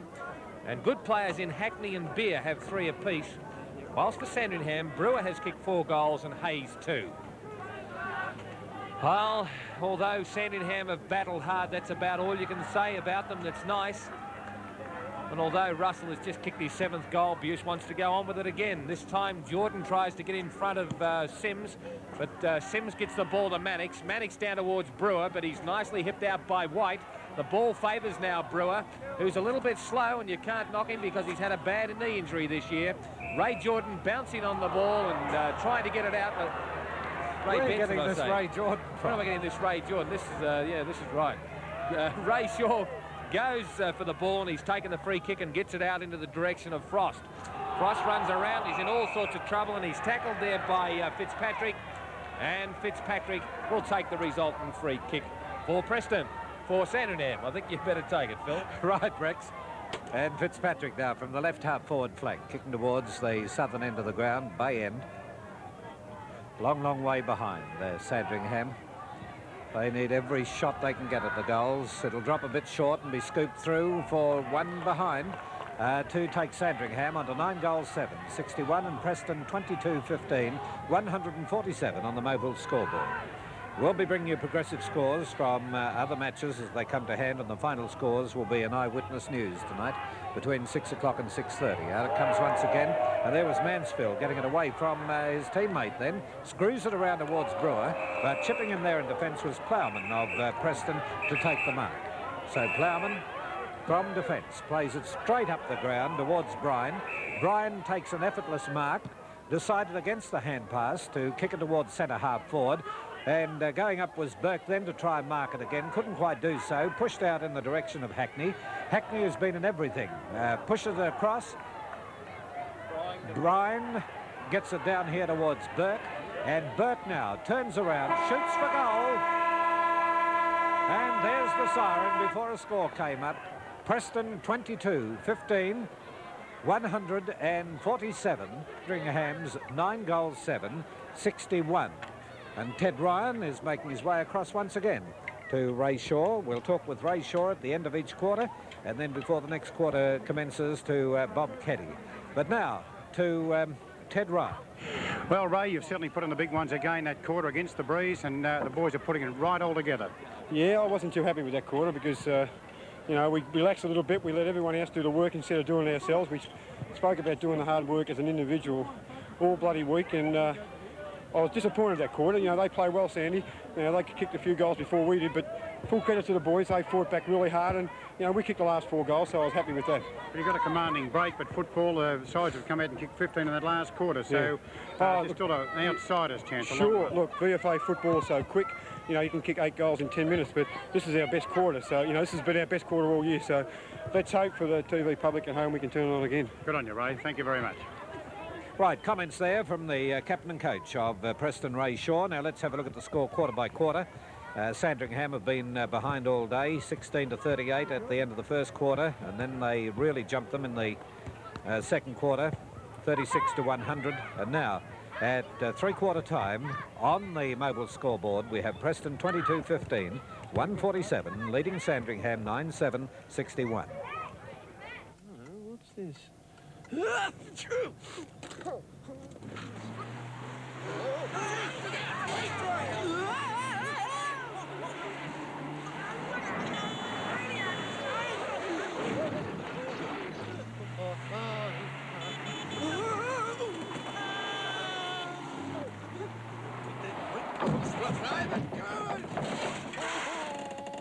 For an extra $15 on your premium, Double AMI will insure you against losing your rating 1 in an accident that's your fault.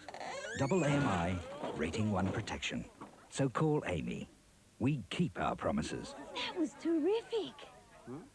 These little fellas are very important. Why, if it wasn't for feet, you wouldn't have a leg to stand on. That's why I've brought these from Germany. LHD Holistic Insoles, the fully washable real leather insole with built-in copper discs aiding air circulation and working gently but effectively on the massage points of your feet. The sanitized insoles for clean and fresh feet, stopping foot odor. So save your soles, walk on your hands, no, or run. Get some LHD Holistic Insoles.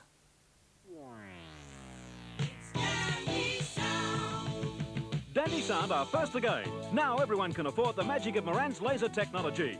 This Marantz high-powered system with turntable, cassette deck, preset tuning, speaker guitars, cabinet and top-of-the-range laser disc has to be heard to be believed. Over $2,200 worth of magic slashed to just $17.99. And that's not all, 6 months interest-free. Dandy Sound, Brunswick, Dandenong and Frankston. Well, now back here at the ground, we have the scores of Preston 22-15, Sandringham 9 goals 7. In a moment we'll give you a summary on the game and the statistics. There's Ray Shaw urging his team on to do even better in the final term. But Ted Ryan is out there with the umpires, and it'll be interesting to hear what he has to say. Ted? Phil, yes, Rick Casey with us. Phil, Rick, it's been a pretty quick game and the boys are going in pretty hard. Very quick, Ted. The play has been of a good standard, in my opinion. The skills are very, very good. The way in which Preston are moving the ball from the back line to the forward line is creating a lot of pressure for the fellas out here, and from the opposition side, of course, Sandringham. And it's been a great game to be involved in. Has it been a tough game to umpire? Not a tough game. There's been some very good tackling and some very good bumps handed out, but the guys are really playing well within the rules and playing it in a man's way. Well, a total of something like 31 goals scored till three-quarter time. You've had your work cut out. Yes, we have, especially the boundaries, I suppose, bringing the ball back up the centre. They're really filling the pitch, but they're a pair of good runners today, which is good. Thanks, Rick, very much indeed. Thanks, Phil. Right, Ted, and back here, let's have a look at the game as we've seen it up until three-quarter time. And although we saw a little bit of a burst there in the third quarter, where I think Sandringham got 4 goals in a matter of about 12 minutes there, Rex, we didn't see much else from them.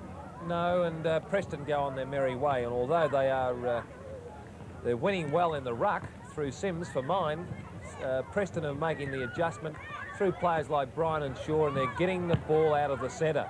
In other words, they're sharking the good work done by Sandringham in Sims, and they're taking the ball forward. They have 2 focal points well, one at full forward, namely in Russell, who's kicked 7 goals, and the other one in John Burke, who has kicked 4. And he's taken 10 marks at centre-half forward. And once you've got winning centre-half forward and full forward positions, you're halfway there. Well, in any football today, statistics play a very important part. And let's have them now, Ian. Preston are totally dominating the game, as we've seen to three-quarter time, and they're being led superbly by Ray Shaw. He's had a total of 13 kicks and 8 hand passes, giving him 21 possessions for the game. Jordan with 16 kicks is playing well, Hackney 18, Brian dominating across the half-forward line with 20 kicks, and McKee on 14. For Sandringham, there's a few kick-getters, but they're few and far between. Mannix with 18 kicks. Hayes put a burst on in that third quarter. He's had 17 kicks, 8 coming from that third quarter. Mansfield 11 and Barnett 14. For goal kickers for Preston, 7 for Russell, 4 each to Burke and Hackney, 3 to Beer, 2 to Jordan and 1 each to Salvador and Bryan. And for Sandringham, 4 to Brewer, 2 to Hayes, 1 each to Morrison, Mannix and Mansfield. Right, Ian, and we're still waiting on Preston, or not Preston, they've broken up, Sandringham to break up, and immediately they do, we'll be taking you over to Ted Ryan to talk with Bob Keddy. Kelly Lord's marriage to a millionaire allowed her to fulfill her wildest dreams, but tragedy was about to enter her life and turned her love for her son into an obsession. Lindsay Wagner's most important role, Kelly and Son, 8:30 Monday on 10. Hey, Mum, how come we're using Glen 20 instead of that other air freshener stuff? Those other ones just cover up. But Glen 20 really kills smells because it kills the germs that cause them. Yeah? Glen 20 destroys disgusting odours without heavy perfume. Yeah? And in the bathroom and sick rooms, it disinfects and kills most disease germs. Yeah? So Glen 20's not just a cover-up. It deodorizes and disinfects. Yeah. Gotcha. Excuse me, could I have a packet of Samboy plain potato chips, please? On second thoughts, I think I'd like a packet of Samboy chicken-flavoured chips, please. Could you make that Samboy salt and vinegar chips, please? Okay. Look, how about just a nice packet of Samboy barbecue chips instead? Samboy, the flavour really hits you. Could I just have a glass of water, please? This is the Colonel's new chicken fillet burger. Hold it! Hold it! It can't be a burger. Burgers aren't made with a tender chicken breast fillet. Well, this burger is. It's made from a whole chicken breast fillet with lettuce and mayonnaise in a warm sesame seed bun. Sure don't sound like a burger. Actually, it's too good to be called a burger. See? But it is a burger. No, it's not. Oh, yes, it is. It is the not. Colonel's new chicken fillet burger. If it isn't the herbs and spices, it must be the way it's cooked. The VFA Match of the Day is brought to you by Double AMI. They're on the ball for car insurance. Well, Bob Keddy is rather anxious to get up in the box, but here's Ted Ryan. Righto, Phil, a quick one that quarter. Bobby, they come a bit better. Yes, we got a little bit of teamwork going, and I think the players at half-time realised that something had to be done about it. Unfortunately, today I think Preston are too good a side. They're very big and they're very strong in the air, and their disposal is excellent. I'm not taking anything away from Preston. We're not big enough today, but I'm looking for the players to finish the game out and to work hard and work together. Let you go, Bob. Thanks very much, Bob Keddy. Right, Ted, and now we're just waiting on the bounce of the ball to take place. There's the signal to the timekeepers. And here we go for the final quarter. Let's see if Sandringham can make some impression on the Preston side. Preston into attack through Plowman, up towards the centre half-forward zone. Moving in here is Barnett. Barnett towards the wing on the bay side of the ground, trying to pick it up as Hackney. Hackney of Preston tried to get through the pack of players. But coming in now is Frew. Frew puts it straight up in the air. No real direction with that at all, and it comes down into the hands of Frost. Frost passes it across to Hackney of Preston. Hackney in turn towards the centre-forward zone, and just drifting out there on his own is Tony Russell to pull in the mark. And this is how easily they did it. He's kicked 7 goals, 3. And there's the kick on its way, and it's right through the middle for another major score to Preston. Westcote Jeans and FBI stores have the latest stretch jeans at only $24.99. And where can you get the latest FBI Easy Fits for gals and guys at only $24.99? Only at Westcote Jeans and FBI stores. That's Easy Fits for only $24.99. And also these FBI Easy Fits for kids in all sizes at Westcote Jeans and FBI stores. So grab your amazing $24.99 stretch jeans and Easy Fits now while they last from all Westcote Jeans and FBI stores. There's one near you. And just as the ball is bounced in the centre, passed out, towards Mannix here. Mannix gets a further hand pass across to Hetherington. Hetherington up towards the left forward pocket. And White is having fumbling time there as he plays it around the wing position on the bay side of the ground that goes over the line and out of bounds. Here are the statistics. As you can see, as expected, Preston are dominating the two major areas in possessions and dominating the air with 76 marks to 52. And the kicks as well. All right, it comes back into play, and Jordan having quite a battle there to try and get up and get the knockout. It comes through in the direction of Hackney. He goes down, taken away here by Marty Lyons. He left foots it towards the half-forward line, and coming down is Hayes to take the mark. Ooh, got ridden into the ground then by Doyle. But Hayes, who's played a very serviceable game, with his 18th kick for Sandringham towards centre half forward, and Shaw coming through one-handed. Brewer didn't quite have the pace to get in to take that mark. A hand pass out wide where Ratkins sends it downfield wide of the centre, and Burke is the player to take the mark. Burke goes for the hand pass to McKeon. McKeon up towards Bryan. Bryan comes in and marks it about 45 metres out from goal. He's decided to go for the short pass, and he'll get it across this time to Jordan. No, he didn't mark it, Jordan. And moving away is Barnett. Barnett to the half-back line on the outer side of the ground. Coming in is Morrison. He's brought down to the ground. The umpire blows the whistle, and it'll be a free kick to Bryan. Bryan now towards centre half forward. There's Sims trying to get it away. He can't get it out at all. And eventually it ends up here with McKeon. McKeon couldn't break away with the ball, and the umpire will be forced to ball it up. Preston 23-15, 153 to Sandringham's 9 goals 7, a total of 61. Well, Sims goes up in the ruck, but tapped wide, comes down here to Mansfield. He gets it out in the direction here of Hetherington. Hetherington all out on the full. To mine, that's a lack of concentration, Rex. Well, he was on his own, Phil, and there was no talking there, and that's bad discipline play. It comes towards the wing again. There's Sims being forced towards the boundary line with it, but picked up by Frost. He gets his kick in towards the half-forward line. Little Marcon comes into it. Hand passes out here to Salvador. Salvador now going downfield, gets grabbed. Marcon trying to come around. Moving in this time is Bergman of Sandringham. Stacks on the mill as it's passed out towards the little fellow, or Beer it is, passed out to Beer. Comes off the boot of Salvador and goes over the line and out of bounds. Yes, I thought Marcon was the player coming out for a moment, and looked back and saw it was Beer. Now back into play, down to Marcon this time. He screws it high in the air and puts it through for a minor score. Preston 23-16, 154. Sandringham 9 goals 7, a total of 61 as they come up to the 5-minute mark. Yes, Buse drops it in short to Rafferty, but they need more than this. They need goals. Back to Buse is fair play, but he's put himself under pressure. Great interception on Burke. He's looking down there for his team player in Salvador. Salvador short, back to Bryan, and this is the difference between the two sides. Bryan has been a magnificent player today. True ruck roving skills this boy has displayed. He's taken 14 marks, and this is his 23rd kick, and he lines it up, and he makes the most of his 23rd kick and puts it through for his second goal.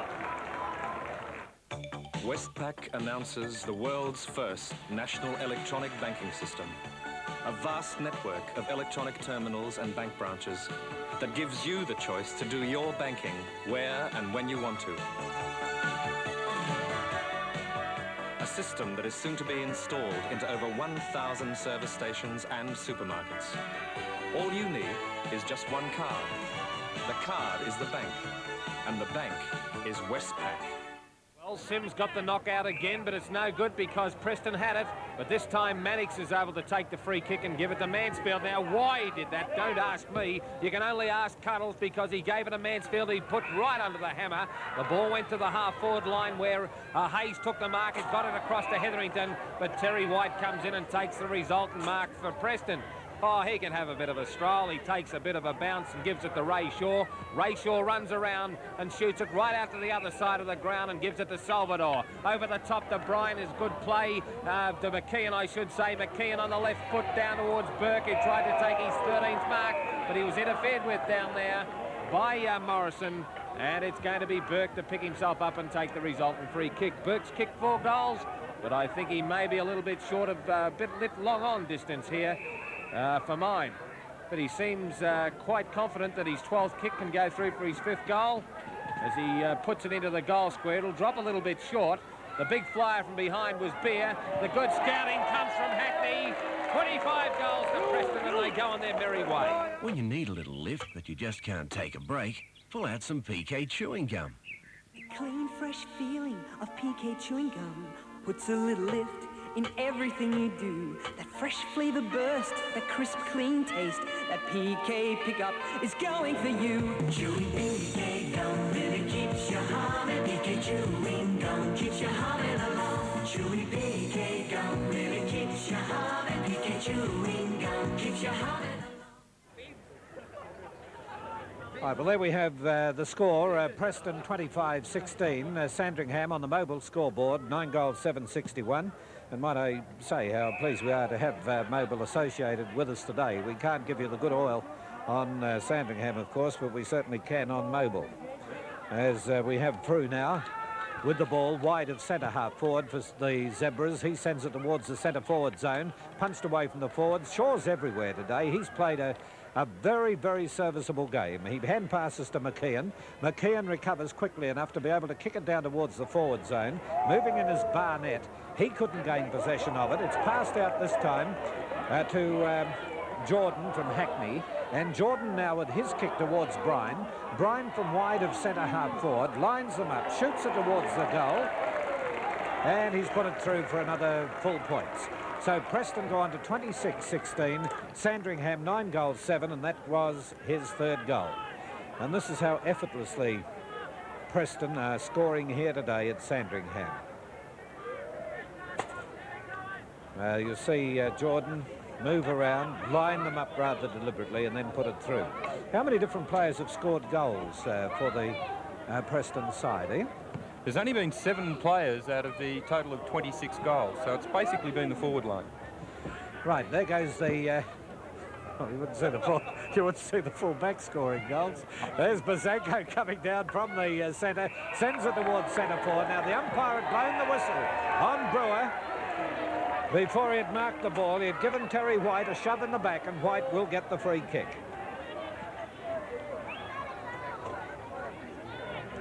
So White now from the full-back position, and you'll see it happening here. Well, I don't know. What do you think, Rex? No, there was no way known that there was an infringement there, but a pretty good bit of acting there on behalf of Terry White, I thought. Yeah, here it comes again. It looked that way from looking at it front on. Yes, yes. I beg your pardon, yes. Yes, I didn't see did. that, yes. So Preston now with the ball up towards the half-forward line. Waiting under it is Bryan. He couldn't take the mark. But there's a pass coming through this time. And moving downfield is Dunbar to get it into the left forward pocket. Russell caught one right on the cranium. Grabbed the head as he went down. Came up with a smile. And he's got the chance now to score his 8th goal.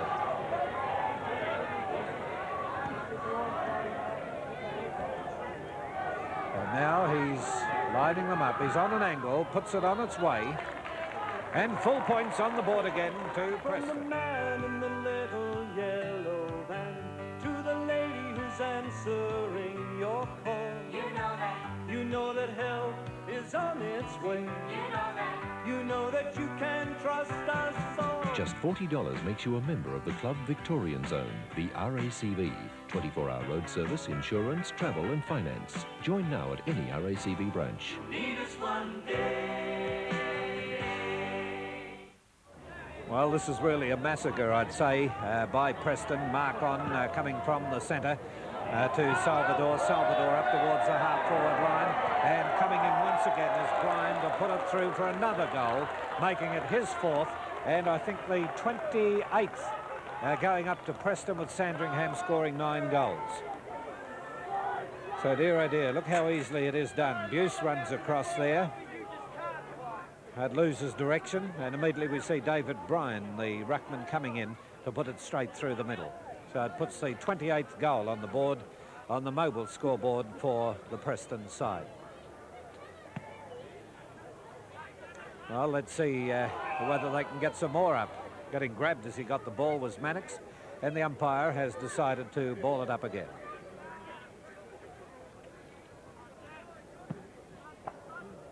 And in it comes.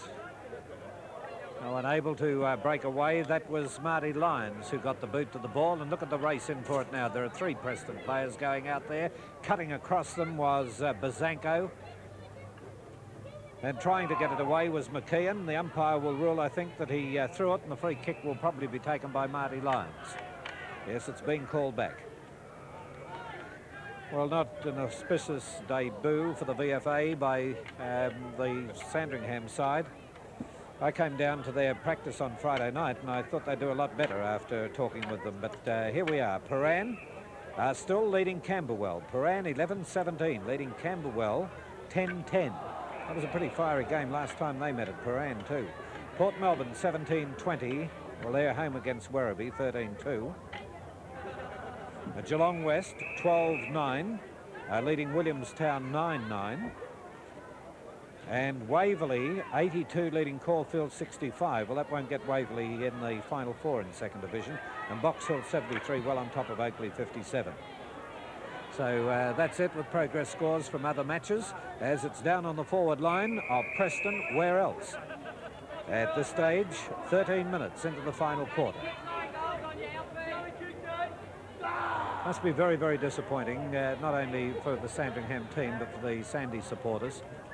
Would have been pretty hopeful with Sandringham playing at home. In past years, I know that visiting teams have always found it difficult to win here at Sandringham, but they have been beaten a couple of times here at home this year, Rex. But they haven't been embarrassed or demoralised like they have today, and this will be soul-shattering for Sandringham, who just about can't go out of the finals race. But gee, if there was another round of football, they'd certainly be in all sorts of trouble. The ball comes into the centre of the ground, and it's the mark taken by Frost. Play on is called, and Hetherington races in and tries to smother. The ball goes down to centre half back, and Marty Lyons takes the mark. He's battled pretty hard for the Zebras today, as Marty comes in for his 15th kick, and he comes across to the member's side of the ground to find Hayes, who is another good player. But they need a couple of big guns firing, and certainly Brewer and Morrison have been disappointing today. And here's the man that they needed firing is Morrison. Tell you, Sandringham can go out. If Frankston win today, that gives them 11 wins, the same as Sandringham. And if Camberwell, even if they lose today and win next week, with Sandringham losing next week, they're out of the 4. And the undaunting thing is that Sandringham visit Williamstown at Williamstown next Sunday. So, well, it's in Sandringham's court now, and it certainly won't do their confidence any good as Sims gets the ball to Rafferty. Rafferty goes in, but the forward line is an absolute shambles, as McKeon can just take as much time as he wants to try and get the ball across there to Jordan. Coming in is Dunbar. He can run around and get the ball down towards centre half forward, looking for Beer. Beer from behind, but Bergman comes in and takes a nice mark for Sandringham. Bergman was moved early away from Russell, who has 8 goals for Preston. And you'll see here a lovely mark taken by Bergman in front, and that's where you should be. Hayes gets the ball and gets it down towards Fitzpatrick. Fitzpatrick, the half-forward flank, is picked up and driven by Mark on down towards his team player in Frost, and Frost takes the mark. Righto, and we're just waiting on Frost now to put it down the boundary line towards the half-forward line. Up goes Hayes, and Hayes marks it in defence again for Sandringham. He's got the lead, the hand pass here, through towards Fitzpatrick. Fitzpatrick across towards centre half-forward, and a good mark taken in that position by Bazanko. Now, you'll see Bazanko go up and get a strong pair of hands on it. He plays it towards centre forward. Brewer coming in to pull in the mark on this occasion, only about 25 metres out from goal on a very slight angle. Brewer has kicked 4. And although you wouldn't have thought that, the way play has been on the Sandringham forward line, Brewer comes in for the shot for goal, and that makes him 5-up. The difference is visible. The difference is visible.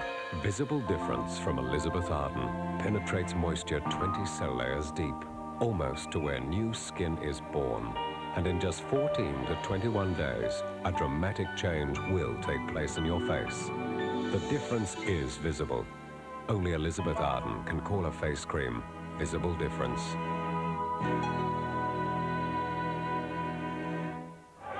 And just checking off the scores on the mobile scoreboard, there you have it, 184 to 67.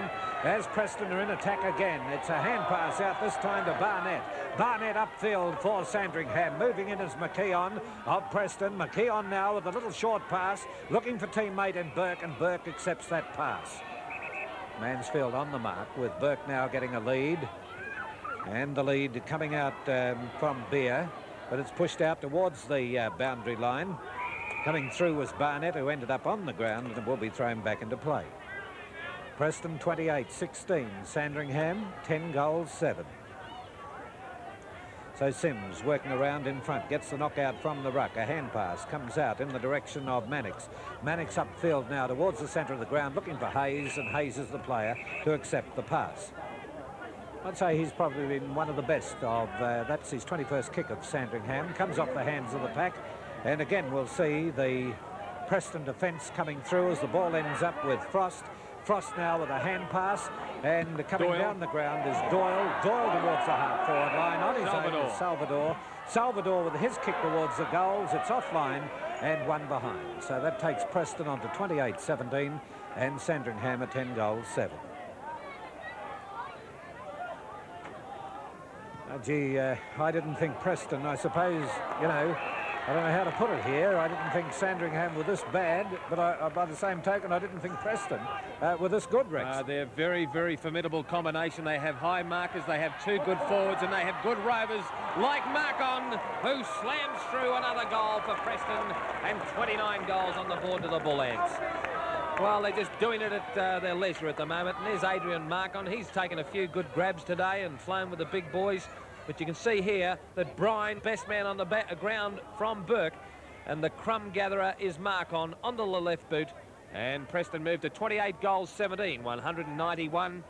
And they've embarrassed Sandringham, 10 goals 7, 67. That's on the mobile scoreboard. 18.5 minutes gone in this final quarter in the VFA match of the day at Sandringham Beach Oval. Ball back in the centre of the ground. Sims again, but sharking it was Shaw. He gets it across to McKeon. McKeon down towards the full forward position, but Bergman comes in and should have accepted that mark, but didn't. He handballs into no man's territory, picking up the ball and doing it nicely is Hackney. Hackney under pressure, gets it across into the direction of Bryan. Bryan lines it up, and Bryan's put through his 5th goal. As strong as steel, as beautiful as stone. Gerard stone steel tiles make a beautiful home. Gerard roofing tiles bond the strength of steel and the everlasting beauty of stone to protect and enhance homes all over the world. Gerard stone steel tiles make a beautiful home. Call your Gerard dealer now for this special offer. Right, ball back into the centre again. Umpire Rick Casey puts the ball down. A lovely bounce. Sims again wins the knockout. He tries to find Bazanko. Bazanko knocks it on, but coming through nicely and doing it well is Doyle. He's a goer. Look at him. He's got his eyes on the ball, and he's really playing to the Bull Ants' cause. The ball goes into the direction of Bryan. That'll be, well, stat number 30-odd for him because he's played particularly well and he's kicked 5 goals. Sandringham go forward again through Rafferty. Into the arms of Brewer, but it comes down into the direction of Hetherington, who spears in a pass towards Bazanko. Brewer following up, does not know where to go. He says to Sims, here, Simsy, use your pace and run around and kick a goal. But Simsy's like a bulldozer, but at least he's having a go. That's more than I can say for a few of his teammates. White takes the pass. He gets it across to Dunbar. Dunbar in the direction of Frost is good play, and Frost can have his second bounce if he wants to. He puts it in towards Burke. Burke can't take the mark. Over the shoulder was the call from the Sandringham people. Marcon's running around. He gives it back to Burke. Burke lines it up and he kicks a great goal. They're a good side. 5 goals to John Burke. And here we have other First Division scores coming through. Frankston right on top of Springvale, 104 to 45. And Coburg, 152, thrashing Dandenong, 44. Right, you'll see here the replay. Now, Fitzpatrick should have been awarded a free kick here, but great play by Marcon. Gives the ball across to Burke, and Burke, by gee, he's an impressive player. He's centre-half forward, and he boots through his 5th goal. And on the bounce of the ball, it comes down towards Beer. Beer getting it out, taken away by Bryan of Preston. Bryan up towards their forward line again, and there's Burke waiting for it again. Right away from Fitzpatrick. Second division scores coming up. Look at that, Brunswick 212 to Kilsyth 14. I thought this was far enough apart. Look at Buse having a go down here with Russell. As Burke now shoots it towards the forward zone, comes off the hands of Russell, and it will be, yes, it's hit the post. So through for the minor score. Northcote 164, Sunshine 26. Well, the weather smiled brightly on the VFA, but some of the scores haven't today. As it comes out towards the half-back line, punched away solidly by Frost, but the umpire says he got into the back of his opponent in Hetherington, and Hetherington receives the free. He hand passes across. This will be taken by Bingham. Bingham upfield towards centre half forward to Brewer, and Brewer comes out to take the mark. So Brewer now. Oh, hang on. I thought the umpire had paid the mark. He had, but he called play on. And it's a mark again to Burke now, and Burke sends it towards the forward zone, and Buse has taken the mark in defence. Oh, something must have been said to the umpire then, and Preston very quick to take advantage of it. Fitzpatrick with a hand pass across here. And there's Marty Lyons getting his kick in towards the centre, and through it was who hand passed, taken by Hetherington. Hetherington up towards the left forward pocket, but White is the player to defend for Preston. Has plenty of time too, but the hand pass was intercepted, and the umpire blowing the whistle says it will be a free kick to be taken by Sandringham. The player to come back and take it will be Hayes, I'd say. This is an important game. Paran Camberwell, 1 point the difference. And a vital game for Camberwell, isn't it? With 1 point the difference there. There's the kick from Hayes now. On its way across towards the centre half forward position. Now unable to take the mark.0coming downfield was Marty Lyons. He couldn't break away with it. But again in defence we see it being taken away by Aitken it is to Bryan. And Bryan then towards centre half forward where we have Burke in control again. Burke coming downfield at centre half forward will put the ball on its way and will be right through the middle again. Oh, he's kicked 6 goals, this fella, from centre half forward. Not only kicked them, he's given a few away too, Ian. He certainly has. He's kicked 6 goals, 5. He's taken 15 marks for the game, and that was his 17th kick. Well, here's a replay of it. The hand pass coming across, but he knows where the goals are. He's taken that one bounce, and then the kick downfield. He screwed one over the shoulder earlier, and he's kicked them from all parts across that half-forward line and in all positions. So Preston go further ahead. 32 goals. They are at the moment 32 goals 18 on the mobile scoreboard to Sandringham's 10 goals 7, 67 at the 24-minute mark into the final quarter. Preston need one more goal to kick a club record in the VFA, and Shaw gets it across to McKeon. He finally gets it towards Frost. Frost gets it back in the direction of Dunbar, and here comes Frost again, and there's the record right through the centre. 33 goals, 18, 216 to the Bullants. Sandringham, gee, they wish the siren was near. They're 10 goals, 7, 67. That's on the mobile scoreboard. Just how easy is this? There's no pressure whatsoever from Sandringham. Gee, this is demoralising for the Zebras, and it would be safe to say now that Preston can only really look at Geelong West as being anything but a contender for the flag. And Preston have kicked 11 goals to 1 in this last quarter. Well, I think Bob Keddy said that he'd just like his boys to play out the game, but I think they'll be playing out the game behind closed doors after this shocking display. Jeff Hayes can hold his head above the rest because he's played particularly well today. But the difference between the two sides has been Burke and Russell, who have kicked 14 goals between them at the two centre forward positions. Hayes back in towards centre half forward looking for Sims, and Sims takes the mark in front of Doyle, and Sims has battled hard in the ruck today, but he's played a lone hand as the ball goes down towards Mansfield, and Mansfield kicks Sandringham's 11th goal. Well, it's belatedly going through the big sticks by Mansfield, who kicked his second goal then. You'll see that Sims takes the ball, plays the ball on rather quickly across to Mansfield. Mansfield favoured by a very good bounce indeed. And Mansfield kicks Sandringham's 11th goal, but that's 11 goals to 2 this quarter by Preston. And by Jingo, 23 goals behind. Sandringham certainly have got a lot of work to do during the week. Preston look the complete VFA side for mine. They have 2 great centre forwards. in Burke and also Russell. And although they've lost in the ruck today through Jordan, they've come out of it on top. The ball goes forward to Morrison, who's been a disappointing player, but he hasn't had the chances. The ball goes in the direction down there of McKeon. McKeon looks for Doyle in the centre of the ground, and Simsy cleans him up. That's about your size too, Simsy, as he goes in towards centre half forward, and Frew accepts the mark. I was only joking, Simsy. He's battled hard today, but gee, hasn't had the running players to get the ball to. All of a sudden, Rex Hunt thought of the replay from the cassette machine. Yes, well, Simsy and I are great. He's a great fisherman, you know, and I'll tell you what, I bet you he was out on Port Phillip Bay at the moment as Frew comes in, favours a left boot. It's all too late, though. Sandringham's 12th goal on the board, and Preston remain on 33 goals, 18, 216, and Sandringham move now on to 11 goals, 7. That will be 77.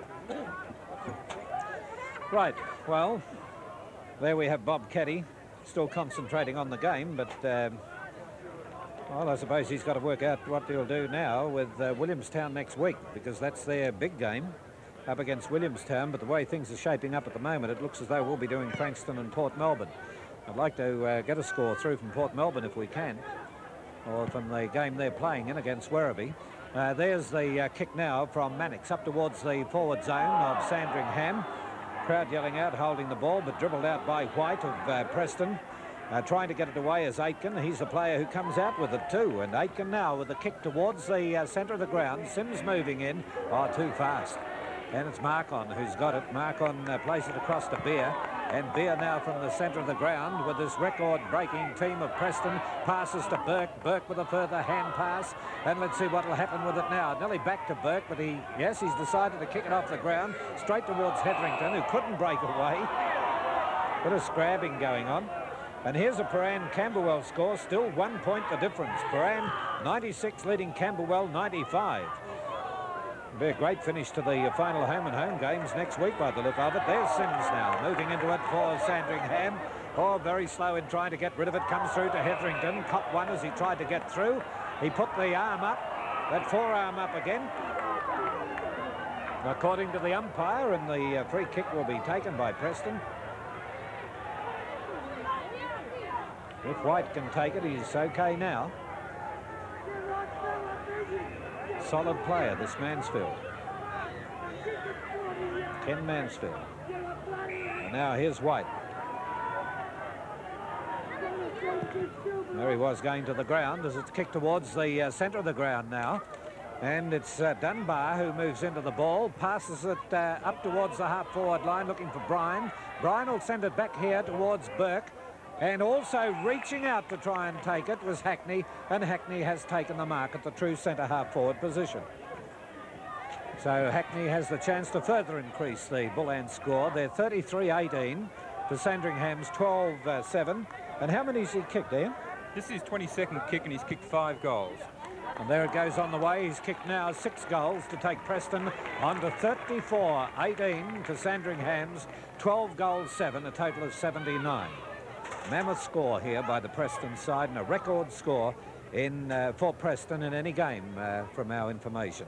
They're right on the 30-minute mark in the final quarter. Rex Hunt. Well, they are a record-breaking side, and gee, they look good for mine for back-to-back premierships. I think now you could safely say that only Geelong West could run with Preston, although Camberwell seem to be battling it out for 4th spot with, of course, Port Melbourne, and Sandringham now in all sorts of trouble, having to visit Williamstown next week. Preston for mine look a class above them at the moment, and as I said, only Geelong West appear to have any chance of getting up there and matching it with Preston.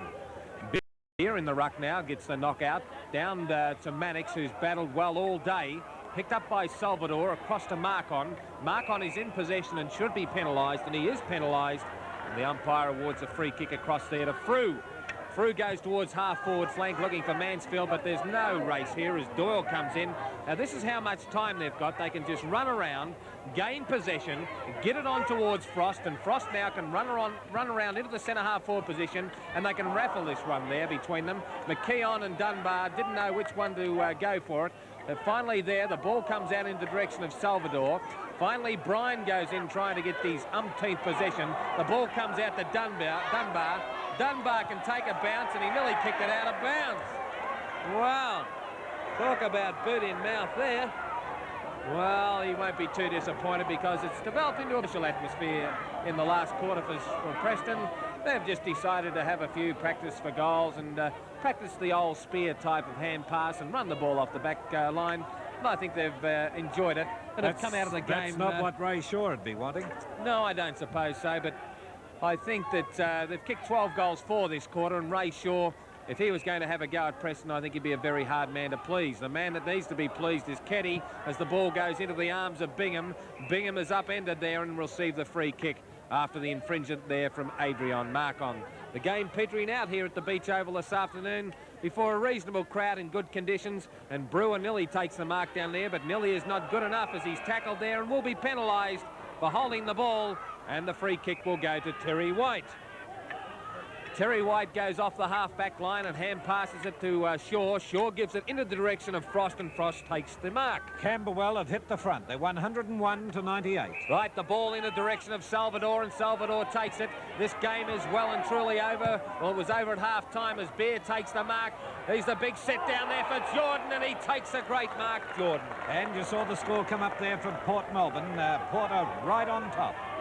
Yes, Port Melbourne certainly there in with a chance next week, but you can see here Salvador just allowed Jordan to go in and take the mark there. He could have flew himself for the ball, Salvador, but he allowed Jordan to go in, and Jordan has 2 goals, and he should have 3 from this point-blank range. 35 goals to Preston. Well, they've done particularly well. They're 35 goals, 19, 229. What a mammoth score. And Sandringham are 12 goals, 7, 79. That's on the mobile scoreboard as the footy's lost. And that'll be gone north, down at the south end of the ground. And the new Ross Faulkner or Tommy Sheeran comes back onto the ground. Right, well, it was the Sheeran, I've just been informed, by Keith Webb, the general manager of the VFA. Well, now we're just waiting on this bounce, and look at that score, 35-19 to 12 goals, 7. Rex said the game has slipped away from Sandringham. It slipped away from halfway through the first quarter. And there's the final siren and a very happy Ray Shaw, I would say, with the mobile scoreboard showing Preston 35-19, 229, defeating Sandringham 12-7, 79. We're taking a camera into the Preston rooms, and we'll be talking with Ray Shaw right after this break. Tonight, 5 o'clock on 10, Solid Gold with Shakin' Stevens. Huey Lewis in the news.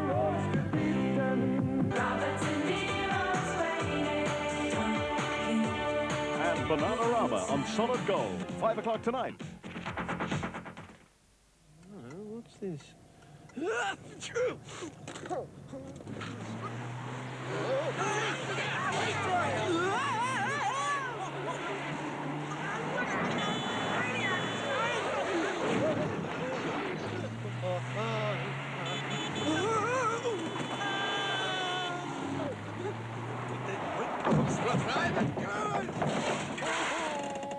For an extra $15 on your premium, Double AMI will insure you against losing your rating 1 in an accident that's your fault. Double AMI, rating 1 protection. So call Amy. We keep our promises. That was terrific. Westpac announces the world's first national electronic banking system. A vast network of electronic terminals and bank branches that gives you the choice to do your banking where and when you want to. A system that is soon to be installed into over 1,000 service stations and supermarkets. All you need is just one card. The card is the bank, and the bank is Westpac. You know what to do if you've got persistent dandruff? See your Selsun. But if your dandruff problem's a mild one, just a few flakes, the answer is Selsun Blue. Selsun Blue is mild and gentle enough to use every day. Yet its fresh-smelling blue foam helps keep your hair and scalp free from dandruff. Selsun and Selsun Blue. Use regularly for healthy, dandruff-free hair. It's the place for saving. Kmart. And it's the place for great Father's Day gifts, like this Cambrooke power board. It turns 1 power outlet into 4, only $16.97. Put Dad in control with a Cambrook computer accurate time clock. Bargain priced at just $18.97. And here's a great saving. The practical Cambrook drill tidy plus a bonus Cambrook trouble light, both for only $18.97. At Kmart, Father's Day means value for money. Kmart, your saving place. Well, back at the Sandringham ground, or just before we go into the dressing rooms, there are the scores quarter by quarter. And Ian, what a tremendous effort with the kicking in the final quarter by Preston. What did they kick? It's certainly ominous for the final series. You don't often see a side so far in front at three-quarter time come home with a 13-goal burst when Sandringham could only manage 3. All right, and we'll take you into the Preston dressing rooms and to Ted Ryan. Thank you very much, Phil. Well, a very elated team. Naturally, Preston 35-19, a record, Ray. It was a great effort by all the boys. Yes, Ted, well, you know, if you're playing for something like this, you know, you never imagine it, but we wanted to win this one because Sandy are a very good side, and they gave us a thrashing down here early in the year in a practice match, as a matter of fact, and but I was very proud of the boys. You know, Sandy come back a couple of times, but we fought back hard and we come back really hard. It's really Ray, good. you had a lot of great players. I was very impressed with young Jordan. Tony Russell played well, Burke, Hackney, Bryan, all these players, everybody put in. We are a good team, Ted. We're not a team of champions, we're a champion team at the moment. We're playing very well.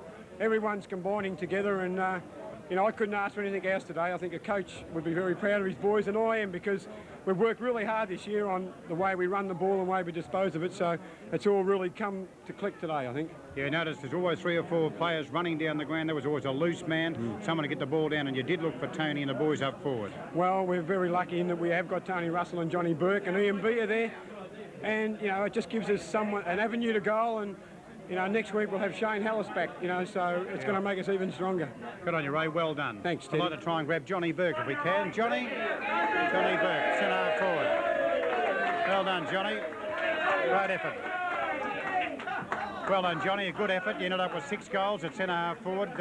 It looked a pretty tough effort, but you won very well. Oh, yeah, it was big, mate.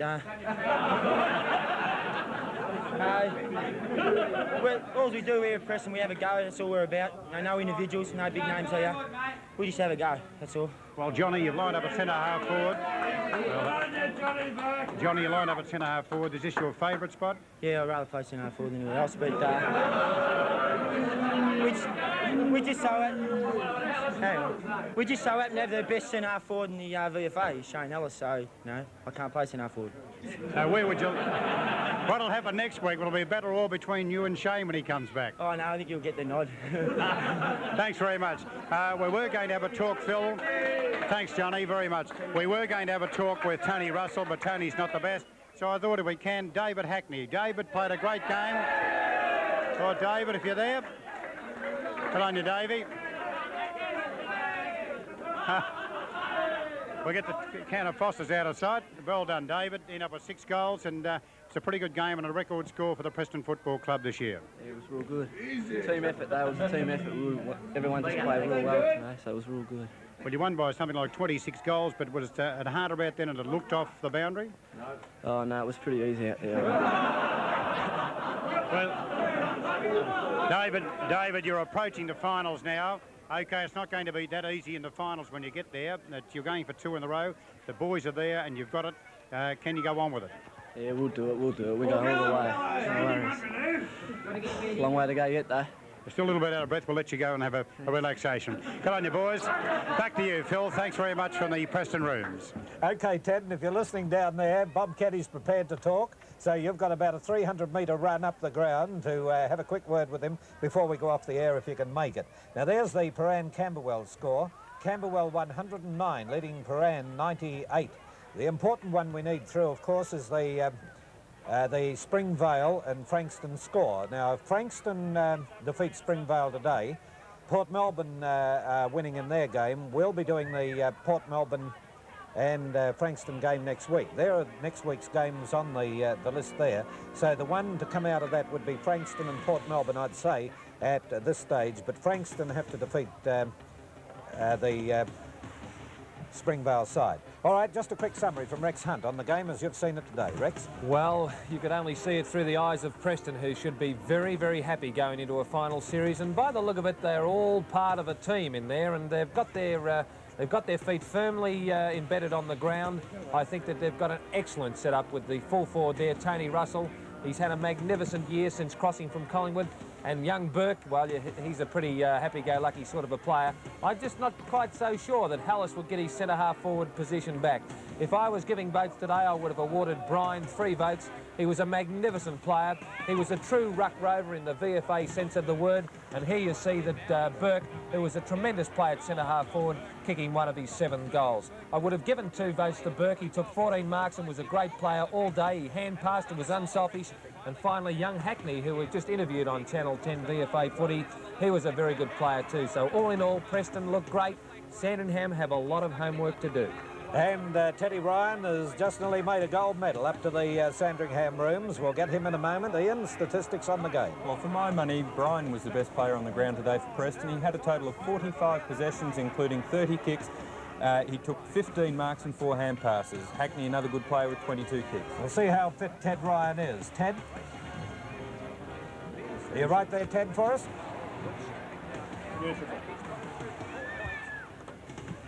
Well, Bobby, most disappointing effort, but put it down as one of those days. Well, I guess some people might look at it that way, Ted, but we've got to look at it from the point of view that at this stage of the season, certainly Preston are a very strong, very powerful marking side, and they ran all day. They looked for each other all the time. Their handball was very constructive.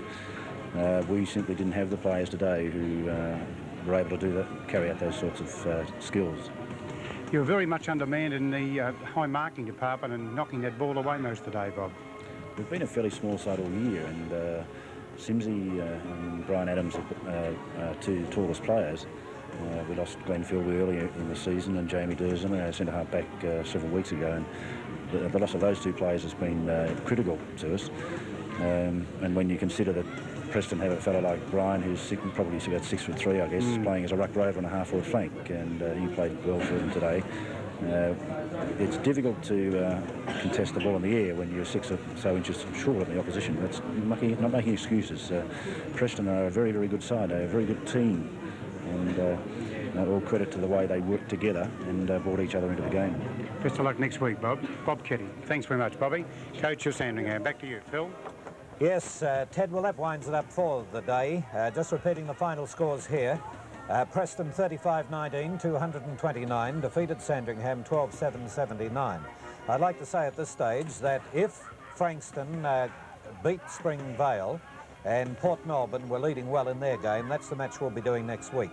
If Frankston win. If they don't, of course, we'll be over with the Camberwell and Geelong West game. But it looks like Frankston and Port Melbourne next Sunday, with the match commencing at 2 o'clock down there.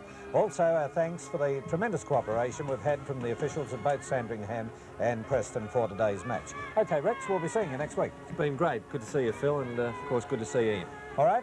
And Ian, you've got the statistics ready, and we'll be right into those for next week as well. Thank you for being with us. We hope you've enjoyed VFA football. A pity the game didn't turn out a little bit closer, but that's football, isn't it? We'll be with you again next Sunday afternoon on Channel 10.